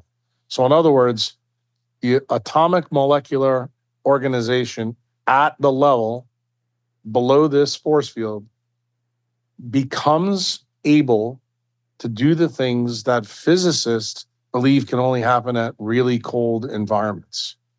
And the reason why is they're not doing their studies in a truly controlled environment. If you look at a cell and you look at the body, that's actually an organism within an organism. And what's happening deep at the mitochondrial level is not what's happening at the surface level. But that's not how doctors think about patients, and it's certainly not how centralized science is being done in a lab. Because you begin to realize if you try to take these processes out, like a reductionist opinion would be in centralized science, and then you say you try to study this, you'll have no hope. Because think about it, every time you've studied the TCA cycle, from Albert St. George to today, was it protected by a deuterium ring? The answer is no. So remember what I said to Huberman in the podcast when we talked about Eddie Chang, another neurosurgeon. Eddie told Huberman on his podcast that he felt that 50% of things were wrong. And you remember what I told you earlier in this podcast that I said it's 99%. Well, I just gave you another reason why I believe it's 99%. I've actually never said what I told you in this podcast to anyone else. The answer I gave before in other podcasts is well, everything we ever study is studied in blue lit lab. So if it's studied in a blue lit lab and there's no light controls, why would you believe anything that a nutritionist or a biochemist says? Well, now I just gave you the second reason. And when I explained to you about the Coulomb force, the electrostatic force, and how scale changes it, and you realize that deuterium is +1 on its magnetic spin, and a hydrogen proton is half, you start to go, whoa, wait a minute. Then all of a sudden, those papers from 2007, that you said were surprising, Uncle Jack wasn't surprised by it at all. Okay? Because I had a fundamental understanding of this science before 2007. In other words, I was looking for answers to explain processes that I knew had to be quantum mechanical. The European Robin story came out long before Jim Al-Khalili. If you think that Jim Al-Khalili is how Uncle Jack learned about the magnetic abilities, you're wrong. The Klitschko paper's been out for a long time, and people were fascinated by it, but they couldn't figure out how it worked. And the guy that probably got us closest to that before Al-Khalili is probably Luca Turin, who figured out the idea that one of Huberman's, friends, I would call it, centralized friends that did bad science who won a Nobel Prize for olfaction. I don't think that Nobel Prize was deserved. I think Luca Turin is more close to correct, from the spin state, from his quantum mechanical process. And I think Luca would tell you the same thing I'm going to tell you. Does Luca have it all right? No, but he's way more right than the guy that got the Nobel Prize for how olfaction works. And I think, guys like Huberman would say to me critically, well, Jack, that's how science works. We build up top of one on top of the other, but that's not really what's happening here. The guy that got credit, I look at it, when you get credit for something that is incorrect, that is not good for science. That is actually how you go off the beaten path. And I think that peer review is truly supposed to be people sharing ideas and saying, look, this is why I fundamentally do not agree with what the paradigms published, in Kandel and Schwartz, which every neurosurgeon, has got to study and read, before when they're in medical school, then when they're in neurosurgery residency, and then they graduate past that. I mean, most neurosurgeons never go back and look at the basics of how the neurologic system really operates when they're doing clinical neurosurgery. They're thinking at a totally different level than the level that, you and I have been talking about. Like, I can tell you, Coulomb force and the electrostatic force never comes up in the clinic of a neurosurgeon. Never. But guess what? Every single patient that walks into their clinic that has a GBM or an oligodendroglioma or an ependymoma or a herniated disc, you know what the fundamental problem is? It's a mismatch between the Coulomb force and the electrostatic force at some level in their body. That's the sad part. Is this why the work of Gabor Chaumalier, his work with deuterium depletion is so, it works so well for things like cancer, is because it's actually restoring them at that level? Correct. It's actually restoring, some of the ability to be quantum coherent. Because fundamentally, cancer is you cannot get to that. You're relying too much on Nick Lane science, meaning the ATPase. And the ATP system, we already know from Ling, and this is why Ling was ostracized for so long, is the ATP system stoichiometry. We cannot make enough ATP to run the system, based on Ling's work and his mathematics. It breaks the second law of thermodynamics 500-fold. So that when, I remember reading Ling's work long time ago. We're talking in the 80s. This is actually even before I was in medical school. And I remember saying to myself, if that's truly the case, that means there's way more stuff to learn in science that we don't know. And, that fundamental, easy beginner's mindset question never gets asked by people in centralized science now. And, now that Ling is dead, I keep bearing that torch and keep telling people that's what you should be thinking about with Ling's work. And, Ling's work, that's how we got an MRI machine. Now, every neurosurgeon uses an MRI. I don't think every neurosurgeon knows that it was because of Gilbert Ling. And yet the guy who Ling couldn't stand was Peter Mitchell, who run chemiosmotic theory that, Nick Lane champions. We haven't developed one goddamn machine from chemiosmotic theory. Nothing in neurosurgery from Peter Mitchell's work really helps us at all in clinical neurosurgery. And this is the reason I point this out, is this is the reason why science is fundamentally broken, why the United States spends $4.2 trillion and gets horrible return on equity. Why? Because we study the superfluous and not the things that really matter. And, Gabor, his work on deuterium, I would tell you from a quantum biologic perspective, even his understanding is rudimentary. But let's get this even further. Why have I been upset on multiple podcasts with Jerry Pollack? Not because Pollack's work's not good. I think Pollack's work in his book is phenomenal. But Jerry needs to realize that all of his experiments that he did initially to write the book up need to be done with deuterium depleted water and then deuterium water. And guess what? You are going to see a difference. And when you see that difference will truly highlight what Ling was saying. And the funniest part of the story, Jerry reveres Ling. But when I told him 10 years ago that he needed to do this, the first thing out of his mouth was, well, I need money to do this. I mean, bro, you don't need that much money to basically use deuterium depleted water to shine light on a bunch of plastic balls with Nafion tubes. I'm sorry, I'm just not buying that. And the thing is, I know that soon someone who's working with me in El Salvador or somewhere else, when they say to me, Jack, what should I spend money on? Like when Nicole Shanahan gave me the opportunity to have $100 million.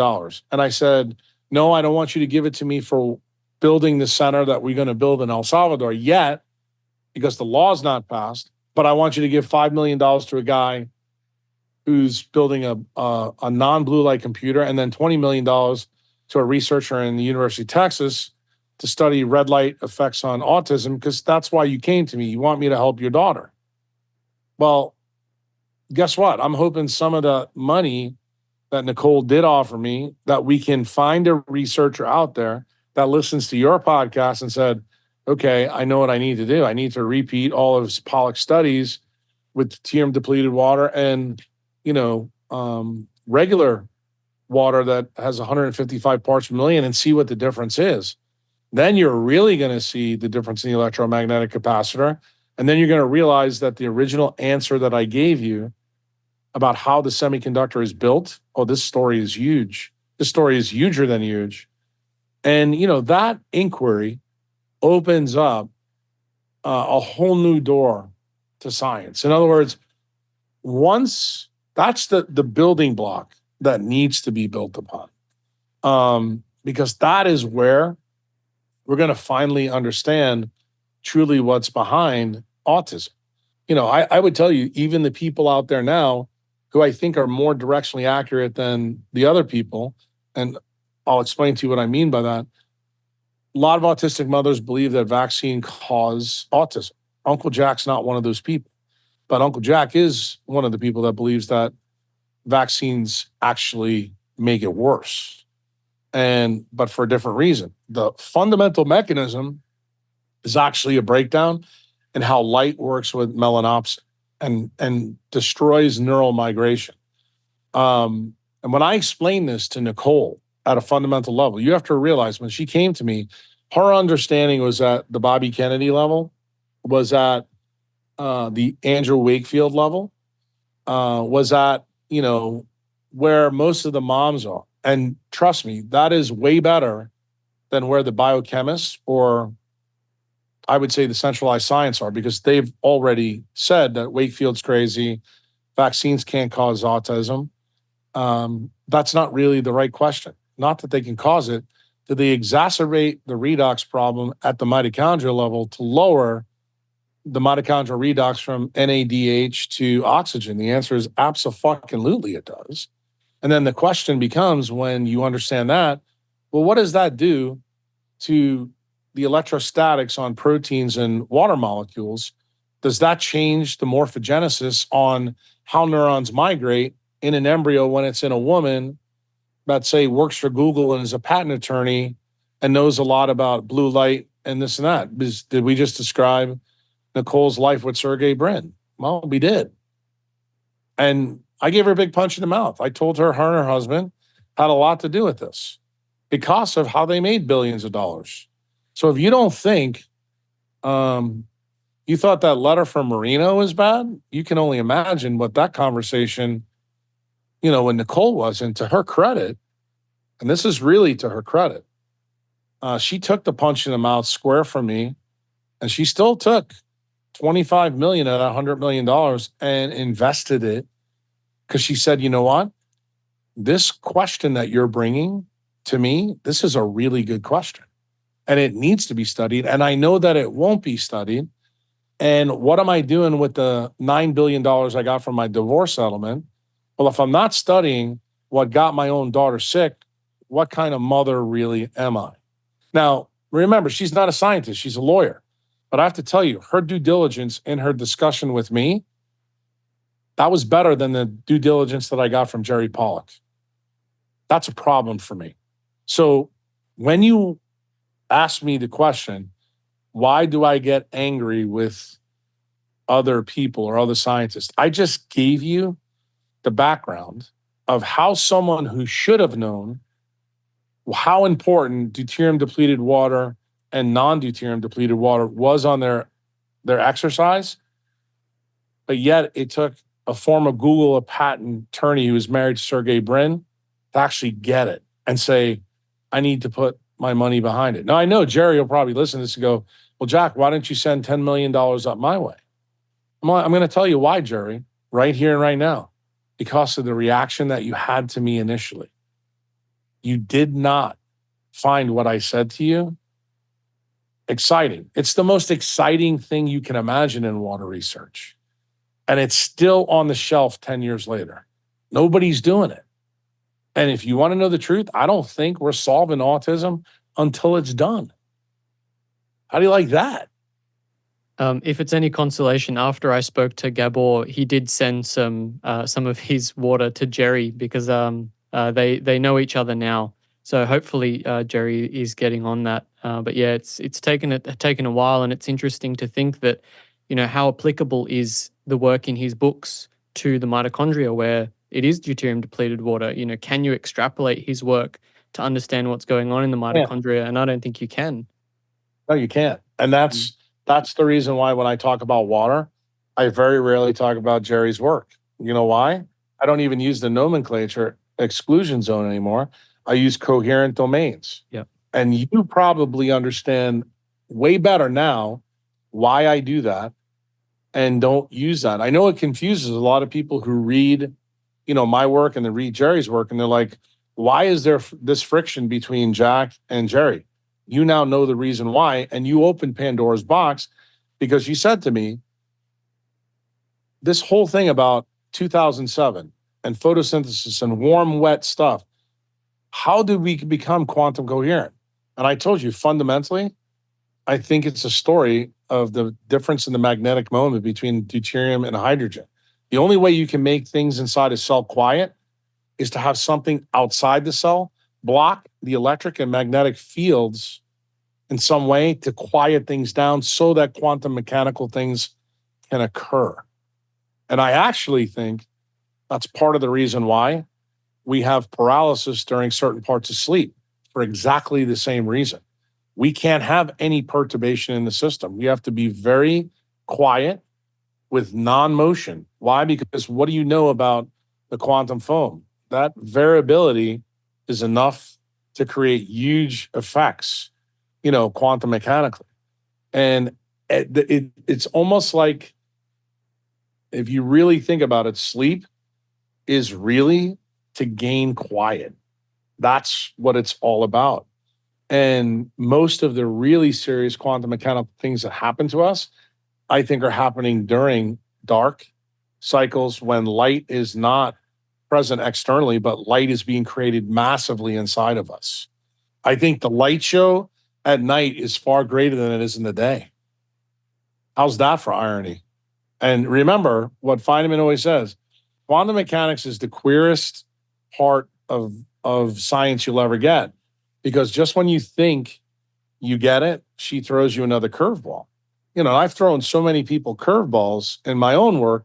When I told people that insulin is a solar hormone, melatonin is not a hormone of darkness, it's actually a hormone of UV light, and people hear this and they're like, this is crazy talk. And then, I do videos and show people what the absorption spectrum and emission spectrum are of melatonin. And then all of a sudden everybody shuts up. Actually, nobody ever thought to do that, and, one of the guys that I got into a big, I would say, kerfuffle with probably 15 years ago was Ray Pete. I sat down with him in Washington and explained this to him, why he was wrong about a lot of things. And I did it really more as a teacher. And it was like eyes glazed over. I just wrote a Twitter, feed about it a couple of days ago. And I'm like, look, this is the reason why I don't respect Ray, because I told him the truth, showed him, And you have to remember, you drop Ray Peat. Ray Peat thought, Gilbert Ling was great. But Ray Peat fundamentally never understood a goddamn thing that Gilbert Ling wrote. And many of the people today that are parrots for Ray Peat's work, they also revere Ling, and they have no earthly clue about some of the stuff that we're talking about here. Everything at its fundamental nature is quantum mechanical. And when you look at the absorption and emission spectra of the most key proteins in us, you need to come up with a cogent story about actually how this stuff works.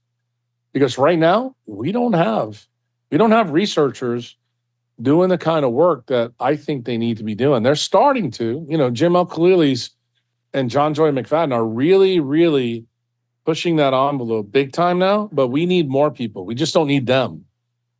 We need way more scientists studying this, and we need some engineers out there that can build photomultipliers that we can place inside a cell. I mean, the whole field of optogenetics changed when we were able to use light to change proteins inside of eyes. Michael Levin's done some of that. Louis de la Salle did it at Stanford.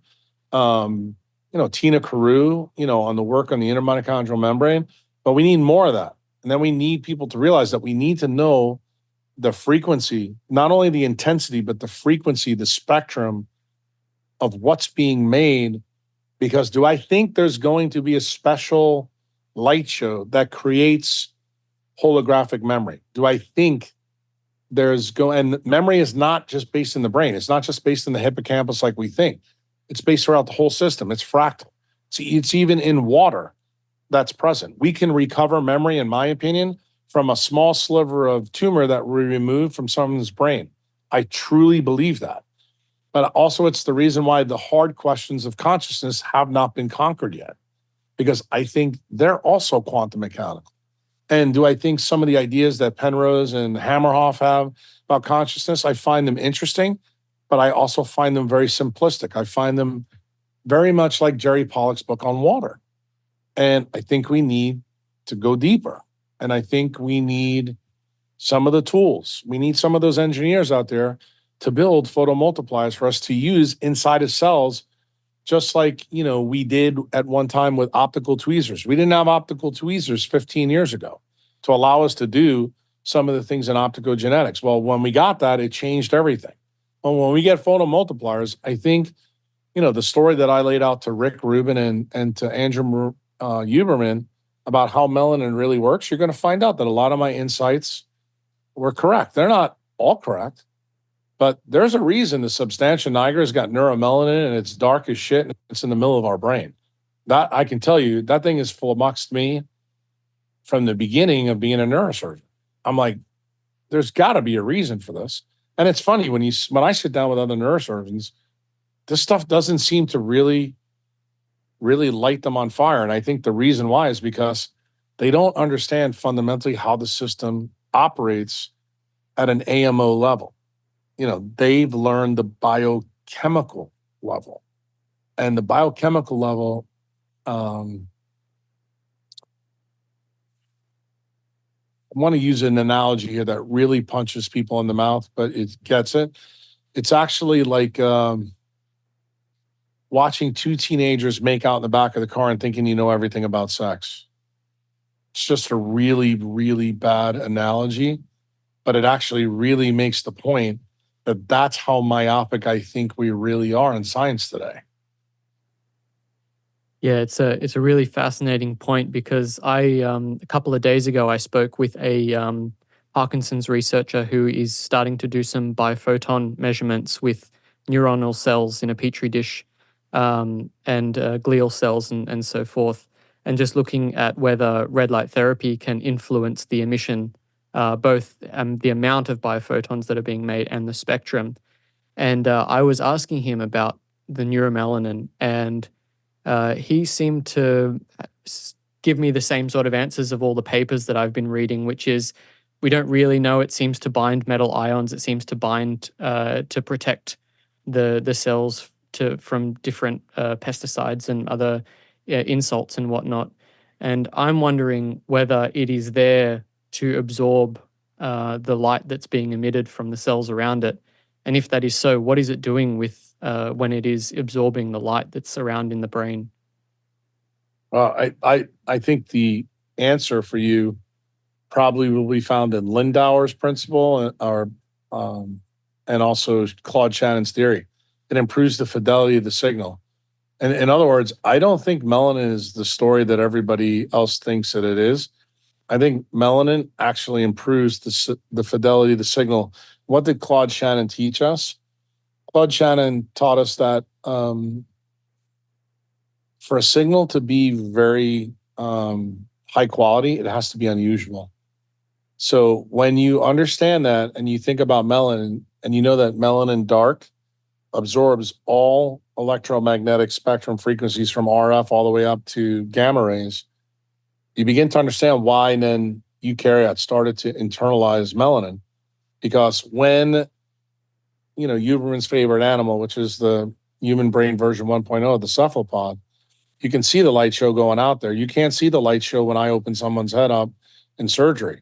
So that tells you something's absorbing the light. What is it? It's melanin. That's effectively what's doing it. But I don't want anybody to think that I think that melanin is somehow germane to the key signal. No, I think the key signal's still in there. I think we don't know what it is. And do I think it's in an ultra weak UV frequency? Yes, I think we are truly beings, not of light, but we're beings of UV and red light. If you were to ask me, all light on this planet is fundamentally tied to UV light and red light. And I think it will turn out down the road, if I can make a prediction based on what I know, that will be the secret sauce that controls the cell cycle. It'll be the secret sauce that controls autophagy and apoptosis. It'll be the secret sauce that controls how chromosomes separate. It'll be the secret sauce of how chromatin and histones operate. It'll be the story of how all the non-coding DNA is the owner's manual that runs the whole thing. In other words, all the software is buried in the middle of the semiconductor fab. Why? Because that makes thermodynamic sense why nature would pick that, because you're lowering the amount of voltage that you need to run these programs. And the one thing that you learn when you ask these questions, the most fundamental question I asked myself was about E equals MC squared. And it became very obvious to me that to run the human brain the way we run it as a quantum computer on literally 20 volts, the atomic organization is absolutely critical to get the physiologic function from the brain. Because if you tried to build a quantum computer that can mimic what the brain does, the amount of energy that it would use is off the chain. And that tells you that you have to have redundancy built into the system. And every time I look at DNA and I hear people use the word junk, I just laugh, because it's not junk.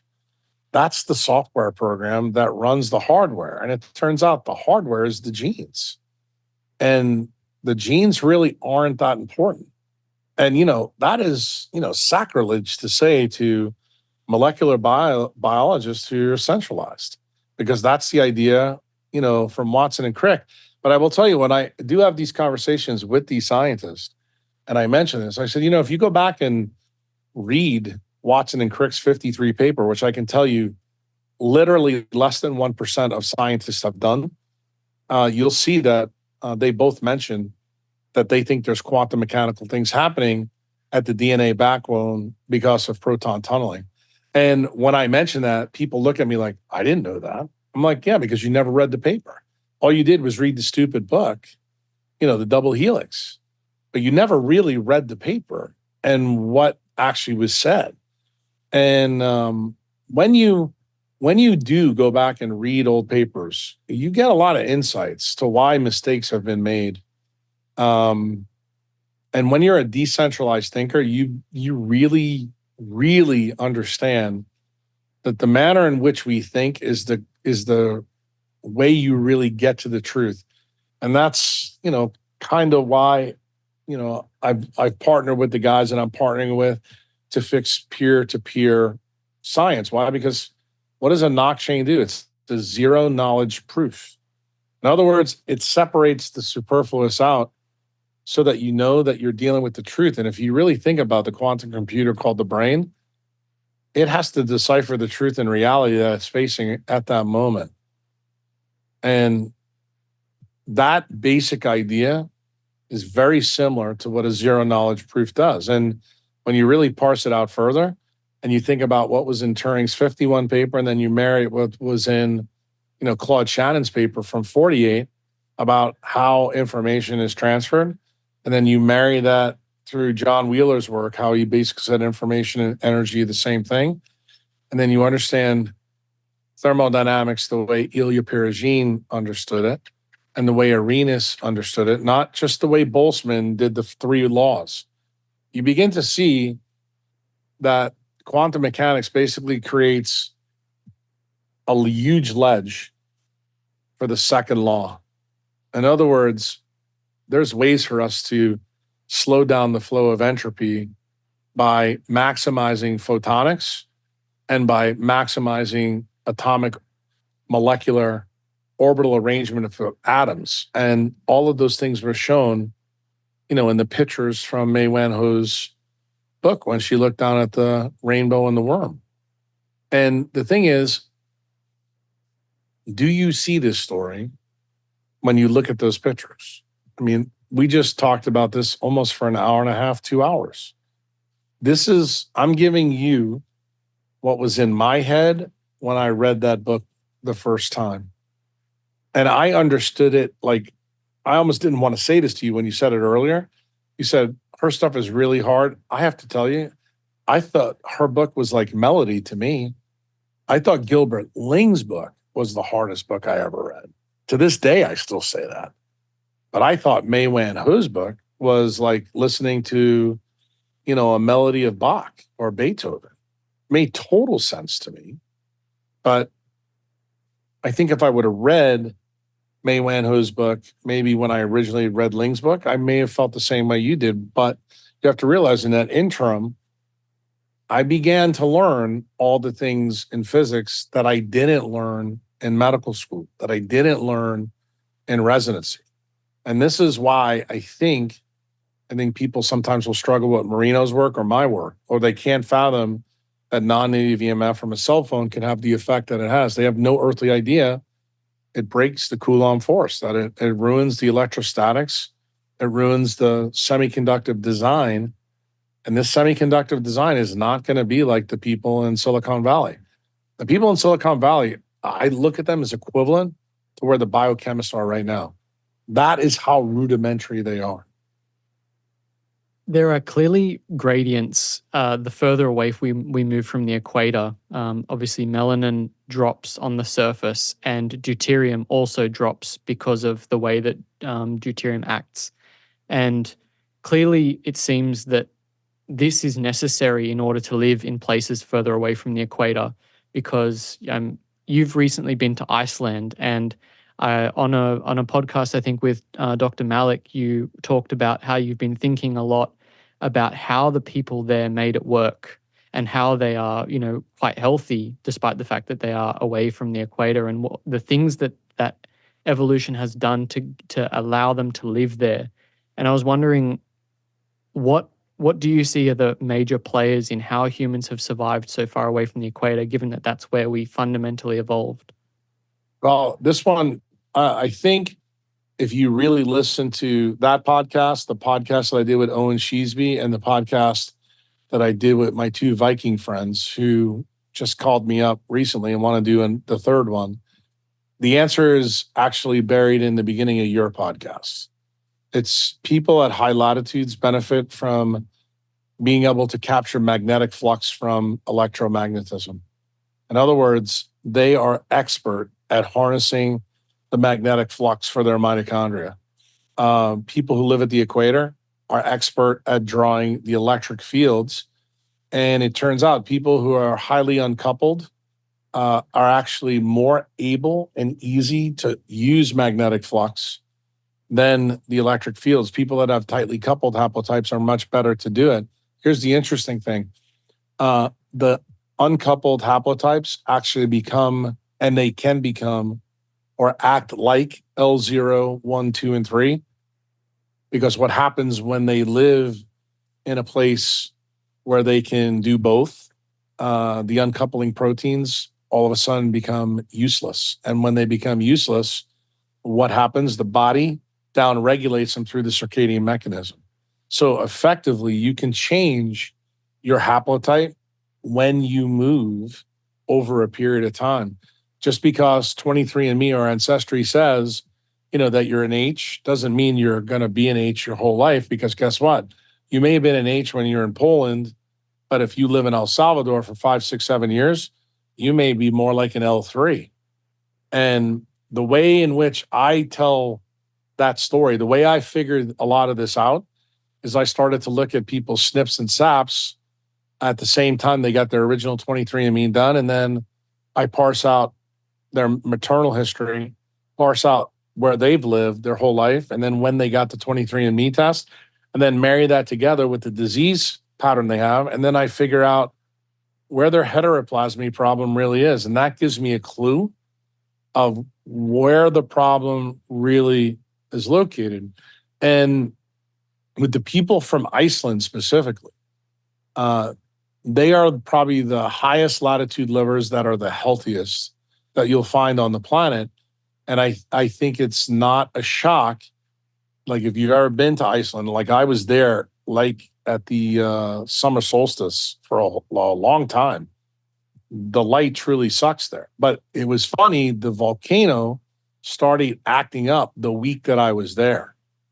And the one thing I noticed being up there when that was all going on, and actually going on the island and walking around, people were stunned that I was walking around in a t-shirt and shorts, and it was like 37 Fahrenheit in July. And these people were dressed in down jackets and things like that. And I really believe it's that my redox was pretty good, that it didn't affect me at all. Like I did not feel cold. And not only am I adapted, biologically because of my haplotype to that area, but remember, I haven't lived at a high latitude in probably 20 years. And that has huge implications. So it tells me that I think the uncoupled haplotype are more, how shall we say, hardy when it comes to moving around the planet. I think the people that don't have as big a margin of safety are the guys that are L0 through L3. But I also think it's the reason why they're able to go to, the Boston Marathon and win it every year. The problem is they just can't stay at Boston and live there, because if they do, then they get sick like the Somalis do in Toronto and Detroit, because they're not optimized to deal with higher magnetic flux. They need much higher electric fields to keep their Coulomb force and their electrostatic force, on their exterior strong. Remember, because that topological effect on your skin controls that ability to become quantum coherent. And I think that's really the story of humans right now, that we have created an environment in most places where those fundamental things are breaking down for everybody. But the thing is, when you live at a high latitude and you're basically sitting in a caldera, because that's what Iceland is, it's a caldera, you can actually have and find the same effect. I actually just had this conversation today with somebody in El Salvador who owns a business that's tied to a volcano. And I gave them some ideas about it. But I said, if you have a disease and you are in El Salvador, the best place for you to go to get better is actually inside the caldera. That's where you should live. And do I believe that will tap other energy systems that say you couldn't get in Florida, that you couldn't get in California, that you couldn't get in Melbourne, that you couldn't get in Sydney? Yes. And this should point out something to you very interesting, since you're from Australia. Australia is like Arizona. It's a dead red desert. The only place people live is on the outside. Isn't the story I'm developing you for Cameron very similar to the story of Australia? That everybody seems to live on the rim, nobody lives in the middle. And the people that live in the middle, they are very different people than the people that live at the edges, aren't they? And they have figured out how to work or make it work. I think the people that are originally from the bush are very much like the Icelandic people. And I think when the white man in Australia started to put his beliefs on the bush people and started to change the way they live, that actually broke their Coulomb force, their electrostatic force.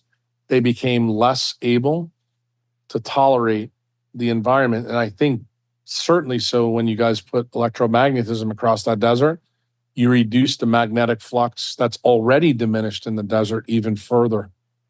And when you understand human biology the way we're talking about it now, I think some people listening to this will find this conversation very interesting. But I also think some of them will be very confused because they don't have enough basics down to understand this. But I think someone who really has done the heavy work and read a lot of the books and knows a lot of the names that we've talked about, they're going to begin to see really truly how I think about things and how different my perspective is than the Peter Attias, the Andrew Hubermans, the Anthony Fauci's, even the two people in Australia that I just got on, the dermatologists that run the Melanoma Institute there, Georgie Long, I think is her name, and I think the other doctor who's the co-conspirator is also a dermatologist that came down with a GBM, that they're trying to treat. Neither one of them understand, why this guy who's supposed to be so healthy gets a GBM, but when he changes the electrostatic charge on his skin all the time from using sunscreen and over exercising, he's the perfect candidate to get a GBM when you have my perspective. But yet in Australia on the BBC, they put him on and they're like, oh, this is shocking that this guy got this. I'm like, no, it's not. It actually makes complete sense from a quantum mechanical standpoint. I think the reason I use these points is because I hope some of the people in Australia listen to this and realize that the things that their experts are telling them are absolutely dead wrong.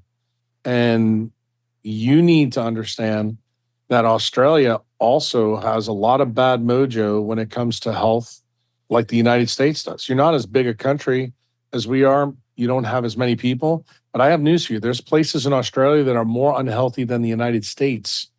You guys have higher levels of obesity in certain cities than we do.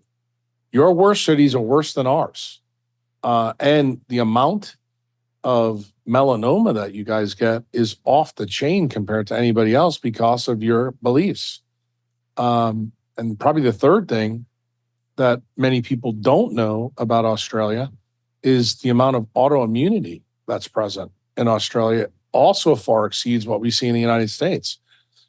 I think that's because the electromagnetic footprint is different, where you guys are, and the things that you do are radically different than what we do. But let's face it, your continent is a giant desert. It's like the Sahara Desert floating in the Southern Ocean. In the United States, that's equivalent to saying putting the population of California, say, in the Sonoran Desert, in Arizona. That probably would not end well for 80 million Californians, to live in that desert. That's effectively what Australia is doing. But nobody looks at it the way in which I'm telling you. In fact, one of your countrymen, who I did 3 podcasts with, but then stopped doing it, is Max Gulhane. And I said to Max, I said, it's not about food, dude. It's about light, and you need to get it. He did come to the Age of Light event, and, he listened to a lot of things that are going on. And I think he's now started to see this light story. I think he's starting to really get it. And, that's good news for people in Australia. But I've got a funny feeling that I don't know if Max is going to be long for Australia. the more he learns. Because honestly, the more technology we bring in, the worse Australia is going to get. That's the truth. Because that's exactly what's happening in the United States. Every time we have 10% increase in tech spending in the United States, NHANES data for obesity shifts 10%. That relationship, just so you know, has been present in the United States literally for 40 years, but nobody talks about it. And the reason why is because Google, Meta, and LinkedIn don't want you to know about it. Elon Musk certainly doesn't want you to know about it either. It's kind of bad mojo when you think about the way in which we're able to communicate actually is destroying us and detrimental to the way the semiconductors work, but it's the truth. And it's so telling that the communications companies have a liability shield, and they can't be held responsible for any of this. That's the funny part with Wakefield, Nicole. Everybody's blamed Big Pharma and the vaccines. And just so we're clear, I'm not a fan of Big Pharma at all. I'm not a fan of any of that. But I have a real problem when we blame things for something else. And I'm going to tell you that food gurus blame food when it's light that's causing it. And I think the vaccine people don't realize that the light is the fundamental problem with autism. There's no question the vaccines exacerbate the system, and it's mostly the schedule that does it because of the insult lowering the DC electric current on the intermitochondrial membrane. But fundamentally, electromagnetically, autism is a disease of light and broken down light signaling. To get to that level of nuance, you have to really parse things out and understand. It takes a while for people to really understand my perspective and where I'm coming from. But 20 years ago, it was easy to call me a quack. Now it's really difficult because there's so many papers and so many books out that link all this stuff together. And right now, all I need to do is now link it together in a podcast and present the story to you cogently. And then you can take, the story you're getting from your centralized people and say, does anything they're telling you make sense? Does it make any sense at all? Why haven't they solved, these conditions? Like I routinely tell the food gurus this all the time. If it was truly diet and exercise, we make 250 diet books every year in the United States. Just by chance alone says we would have found the answer. And we haven't, because guess what? It's not a food and exercise problem. It's a light problem. And, I know that's offensive to people, but that's good because that's what the punch in the mouth needs to be so that people begin to study the correct thing, which is quantum mechanics, quantum biology. When you jump down that rabbit hole and you find out that actually blue light actually raises your blood glucose and your insulin levels when you eat no food, hard stop. You got to start going, maybe there's part of the story I didn't know about. Maybe there's something else to this, and that's really what Jack Kruse is asking the food gurus and the bro science guys doing that are in blue lit gyms lifting weights all the time. I get a lot of shit from those people, but these are the reasons why. I've done a couple of podcasts here recently where some of the guru guys that are in the fitness industry didn't like the way I was throwing their names around on podcasts. And they don't realize we may never have met, me and the exercise guru, but I've met your patients. I've met your clients because they come to me after they spent $100,000 buying your bullshit supplements and buying your bullshit, biogeometry, cubes. And as they got sicker, they had diseases not diagnosed by people who go to your institute and are trained by your doctors who have no freaking idea what they're doing. Most of them aren't even doctors to begin with. They're health coaches. Yeah, I have a problem with that. When several of your people come to me and they're in debt, and it turned out the whole time they actually had a neurodegenerative disease or they had multiple myeloma and you missed it. There's a lot of those stories out there. And, people forget that I'm still got the MD. I'm still the one that's supposed to say do no harm. Yeah. Those bro science guys, there's no way to capture them in this system, at least in the United States. Some of the things that are being done in the United States right now that people are getting away with, in fact, even some of my former members doing stuff that I have a teleologic problem with because they're going down the same pathway as some of these other gurus. They're basically just centralizing, quantum biologic ideas, and that's a problem. It's a problem for the public. So, like I said, I've decided to take the bull by the horns, and I'm going to do it a different way in El Salvador. I found a group of people down there on the political side that actually has listened to the story that I've laid out to you for 2.5 hours. And they're like, okay, how do we make this actionable? How do we build a decentralized system? And I was like, this is how we do it. We run this system against all the other beliefs. In other words, we let everybody do what they want. And then after 20, 25 years, we find out who's really full of shit and who's not. And I'm very ready to go against the functional medicine guys. I'm very ready to go against centralized medicine. I'm certainly ready for the homeopathy people. And I really can't wait to go after the biogeometry people. Because guess what? I believe that's pseudoscience. Now, that's just my belief. But you have to have a system to prove it's pseudoscience. That's actually what decentralized medicine and healthcare and science is all about. Because I do believe that, say, the people that are selling NES supplements or, bulletproof supplements, they have the right as marketers to say whatever they want. They have the right to make claims and question things, but we need to study this. And when we study it and we put it to bed, with true decentralized science, with zero chain or zero proof proofs, then guess what? Then your opinion is your opinion. You're a marketer, you're a propaganda person, and I am going to fucking bite you like a great white shark you can't imagine. I am going to tell everybody really who you are. Some of them have already been caught in their own blood wave. David Sinclair being probably the poster child. Do I think there's others? Yeah, I think David Sabatini's in there. Lenny Guarente.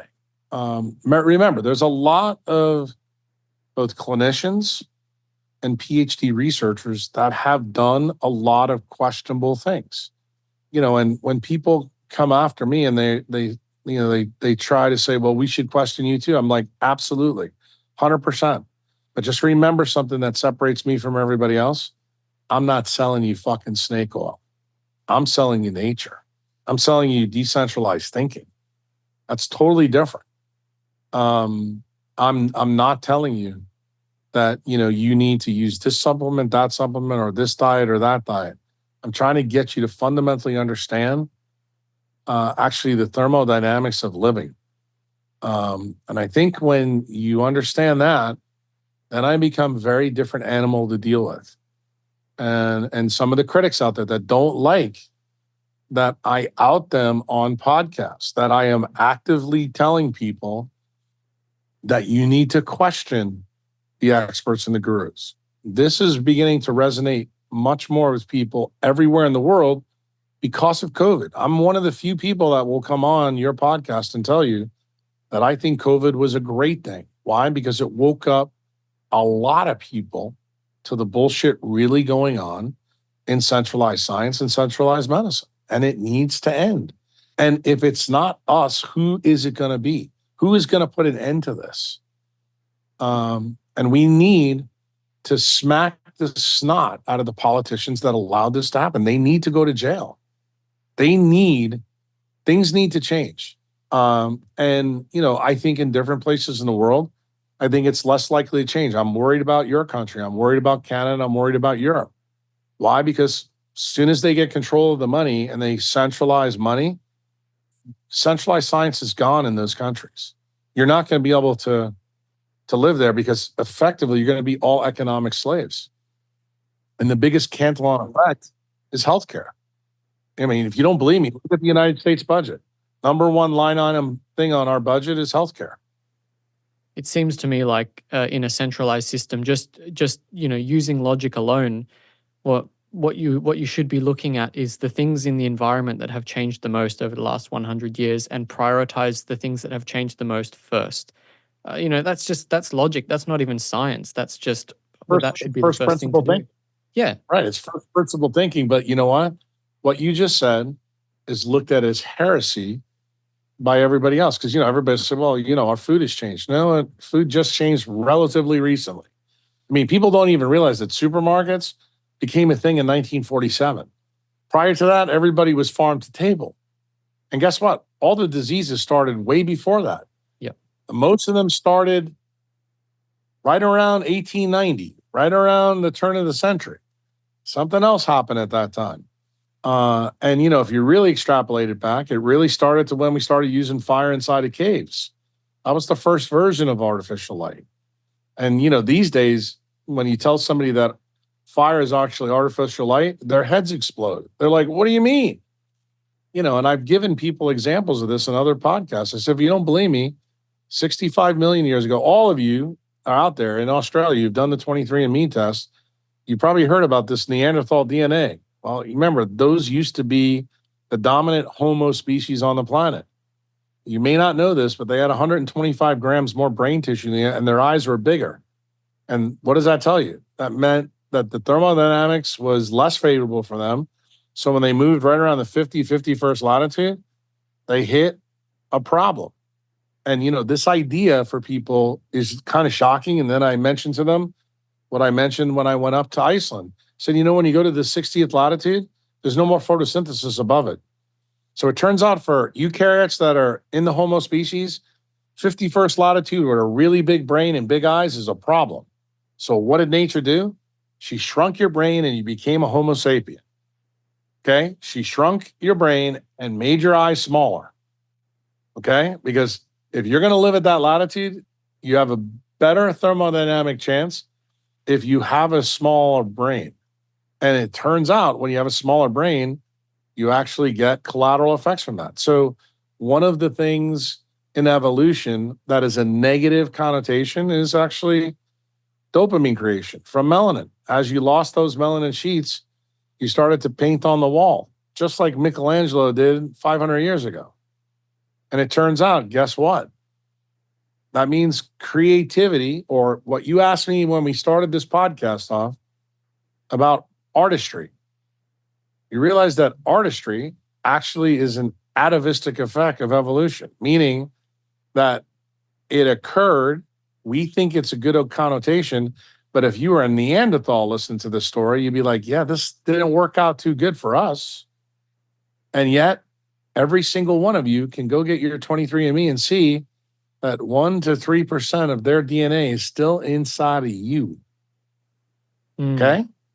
I think poets have 16 times higher diagnosis of schizophrenia, for instance, and I assume the same sort of metrics work around all types of creatives, and it's fascinating to think that this is linked directly to our light environment and dopamine.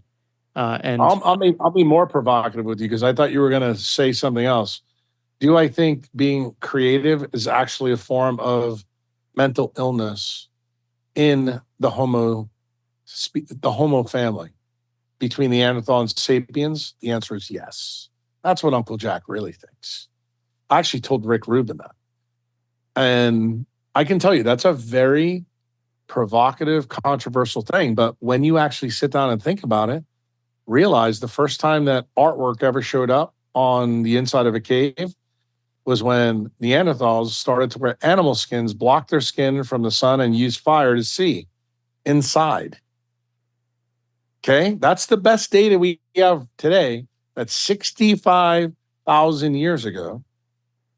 That's when artwork started. Kind of interesting, don't you think? I mean, you made the point that nature doesn't make a mistake, and I believe that to be axiomatically true. How do you see this story that we're talking about with humans and Neanderthals? How do you reconcile those two things? Cameron, this is easy. I'll explain it to you. We'll use Australia. I believe the people that are getting melanoma at higher rates in Australia are now becoming another species. I think the people that get autoimmunity are now becoming another species in the Homo family. I think the people that have obesity are becoming another species. What is driving it? It's the change in the electric and magnetic fields from the EMF pollution that's in our planet. So guess what? The same thing that happened to Neanderthals is happening to us.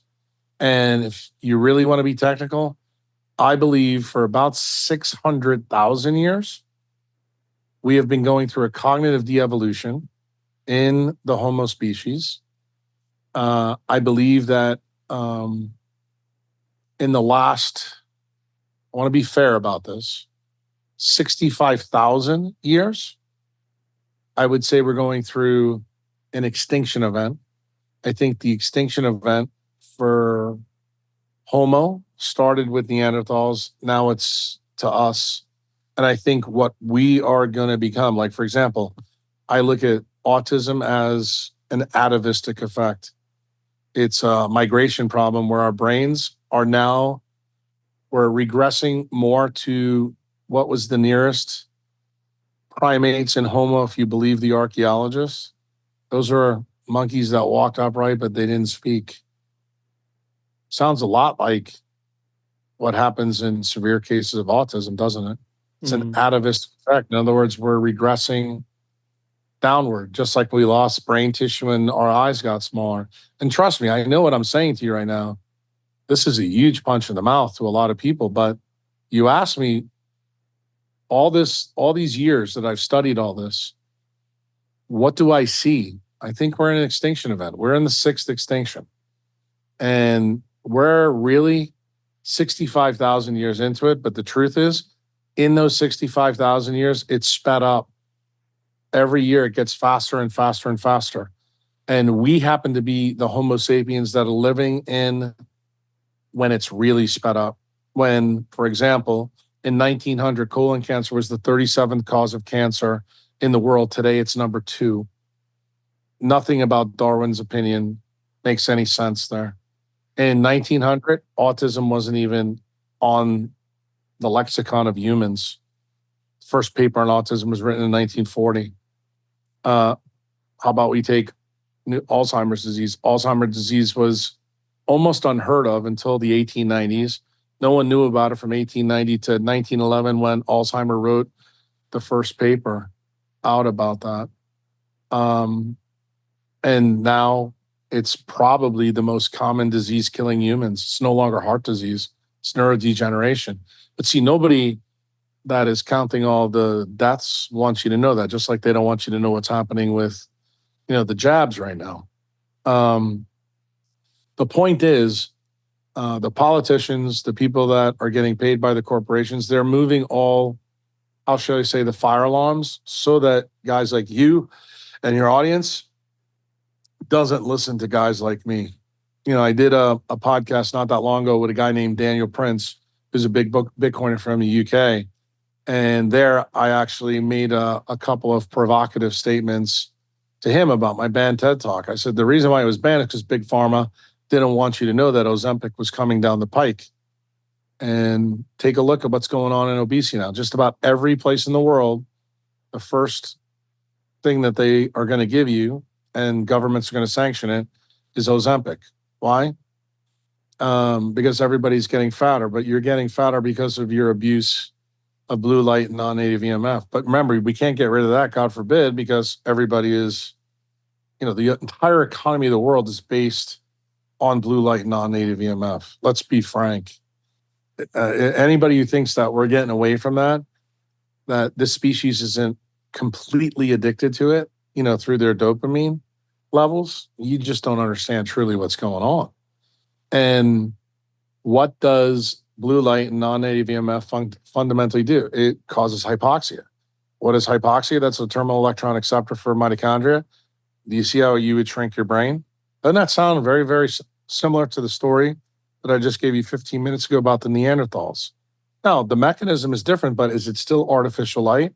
Turns out when you read into the science that I'm laying out to you here in a provocative fashion, you'll find out that fire actually does decrease melatonin. And then when you realize that melatonin and dopamine is what causes you to recycle all of those non-visual photoreceptors, the other part of your semiconductors, all of a sudden you start going, whoa, I didn't see that, part of the Star Wars movie coming. But guess what? That's actually what you do need to see. If you want to see the world the way I see it, I think the same thing that happened to the Neanderthals is happening to us right now. And the difference is we're doing it to themselves. We're doing it to ourselves. The Neanderthals, I guess you could say, kind of did it to themselves, but they migrated. And when they got too high, the sun went down, and where they didn't have the benefit of going to Iceland. They didn't have that technology yet.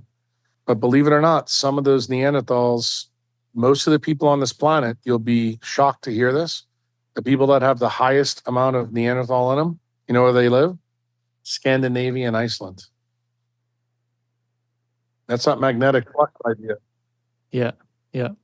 I want to wrap up by asking you, can we ever be more than just directionally correct? From a quantum mechanical perspective, no, I don't believe we can. The analogy I use with that is if you drop a vase on the ground and say you bring a person in from outside and they didn't see the vase drop to the ground, they look down and they like, oh, look at all that glass. They have no earthly idea, was that glass a cup, a vase, or a statue? And then what happens as you start to put magically all the pieces together, when you get to maybe 4,000 or 5,000 pieces together, they go, oh, that's a vase. Okay? That's kind of where I think we are with science, consciousness, memory, reality, that we have tools that have only got us to maybe the 2,000 part of the vase. That's what biochemistry is. I think to get to the 4,000 part, that's the stuff that Jim L. Khalili, Luca Turin, me, Marino, Becker, those are the things. That's the advancement that we need to get. We need more pieces to show you truly what fell. That explains where most of the chronic disease, is coming from. Well, I really hope this podcast has helped a lot of people get up to that 4,000 piece level. And it might take them a few listens. I know it's going to take me a few listens, but thank you so much for giving me some of your time. You're probably responsible more for my health than anyone else. So thank you so much for everything you're doing, and keep doing it. All right, no problem. Nice talking with you. Thank you so much for listening, everyone. I really hope you enjoyed it. If you need a second or third listen to this, don't worry, I did too. If you want to know more about Jack and his work, I encourage you to search for other podcasts and videos with him, as he is extremely generous with his time and has done hundreds of them. He also has a very interesting Patreon where he writes blog posts regularly with fascinating information. Please feel free to subscribe to the podcast, as it really helps me grow the channel and get more incredible guests to speak with.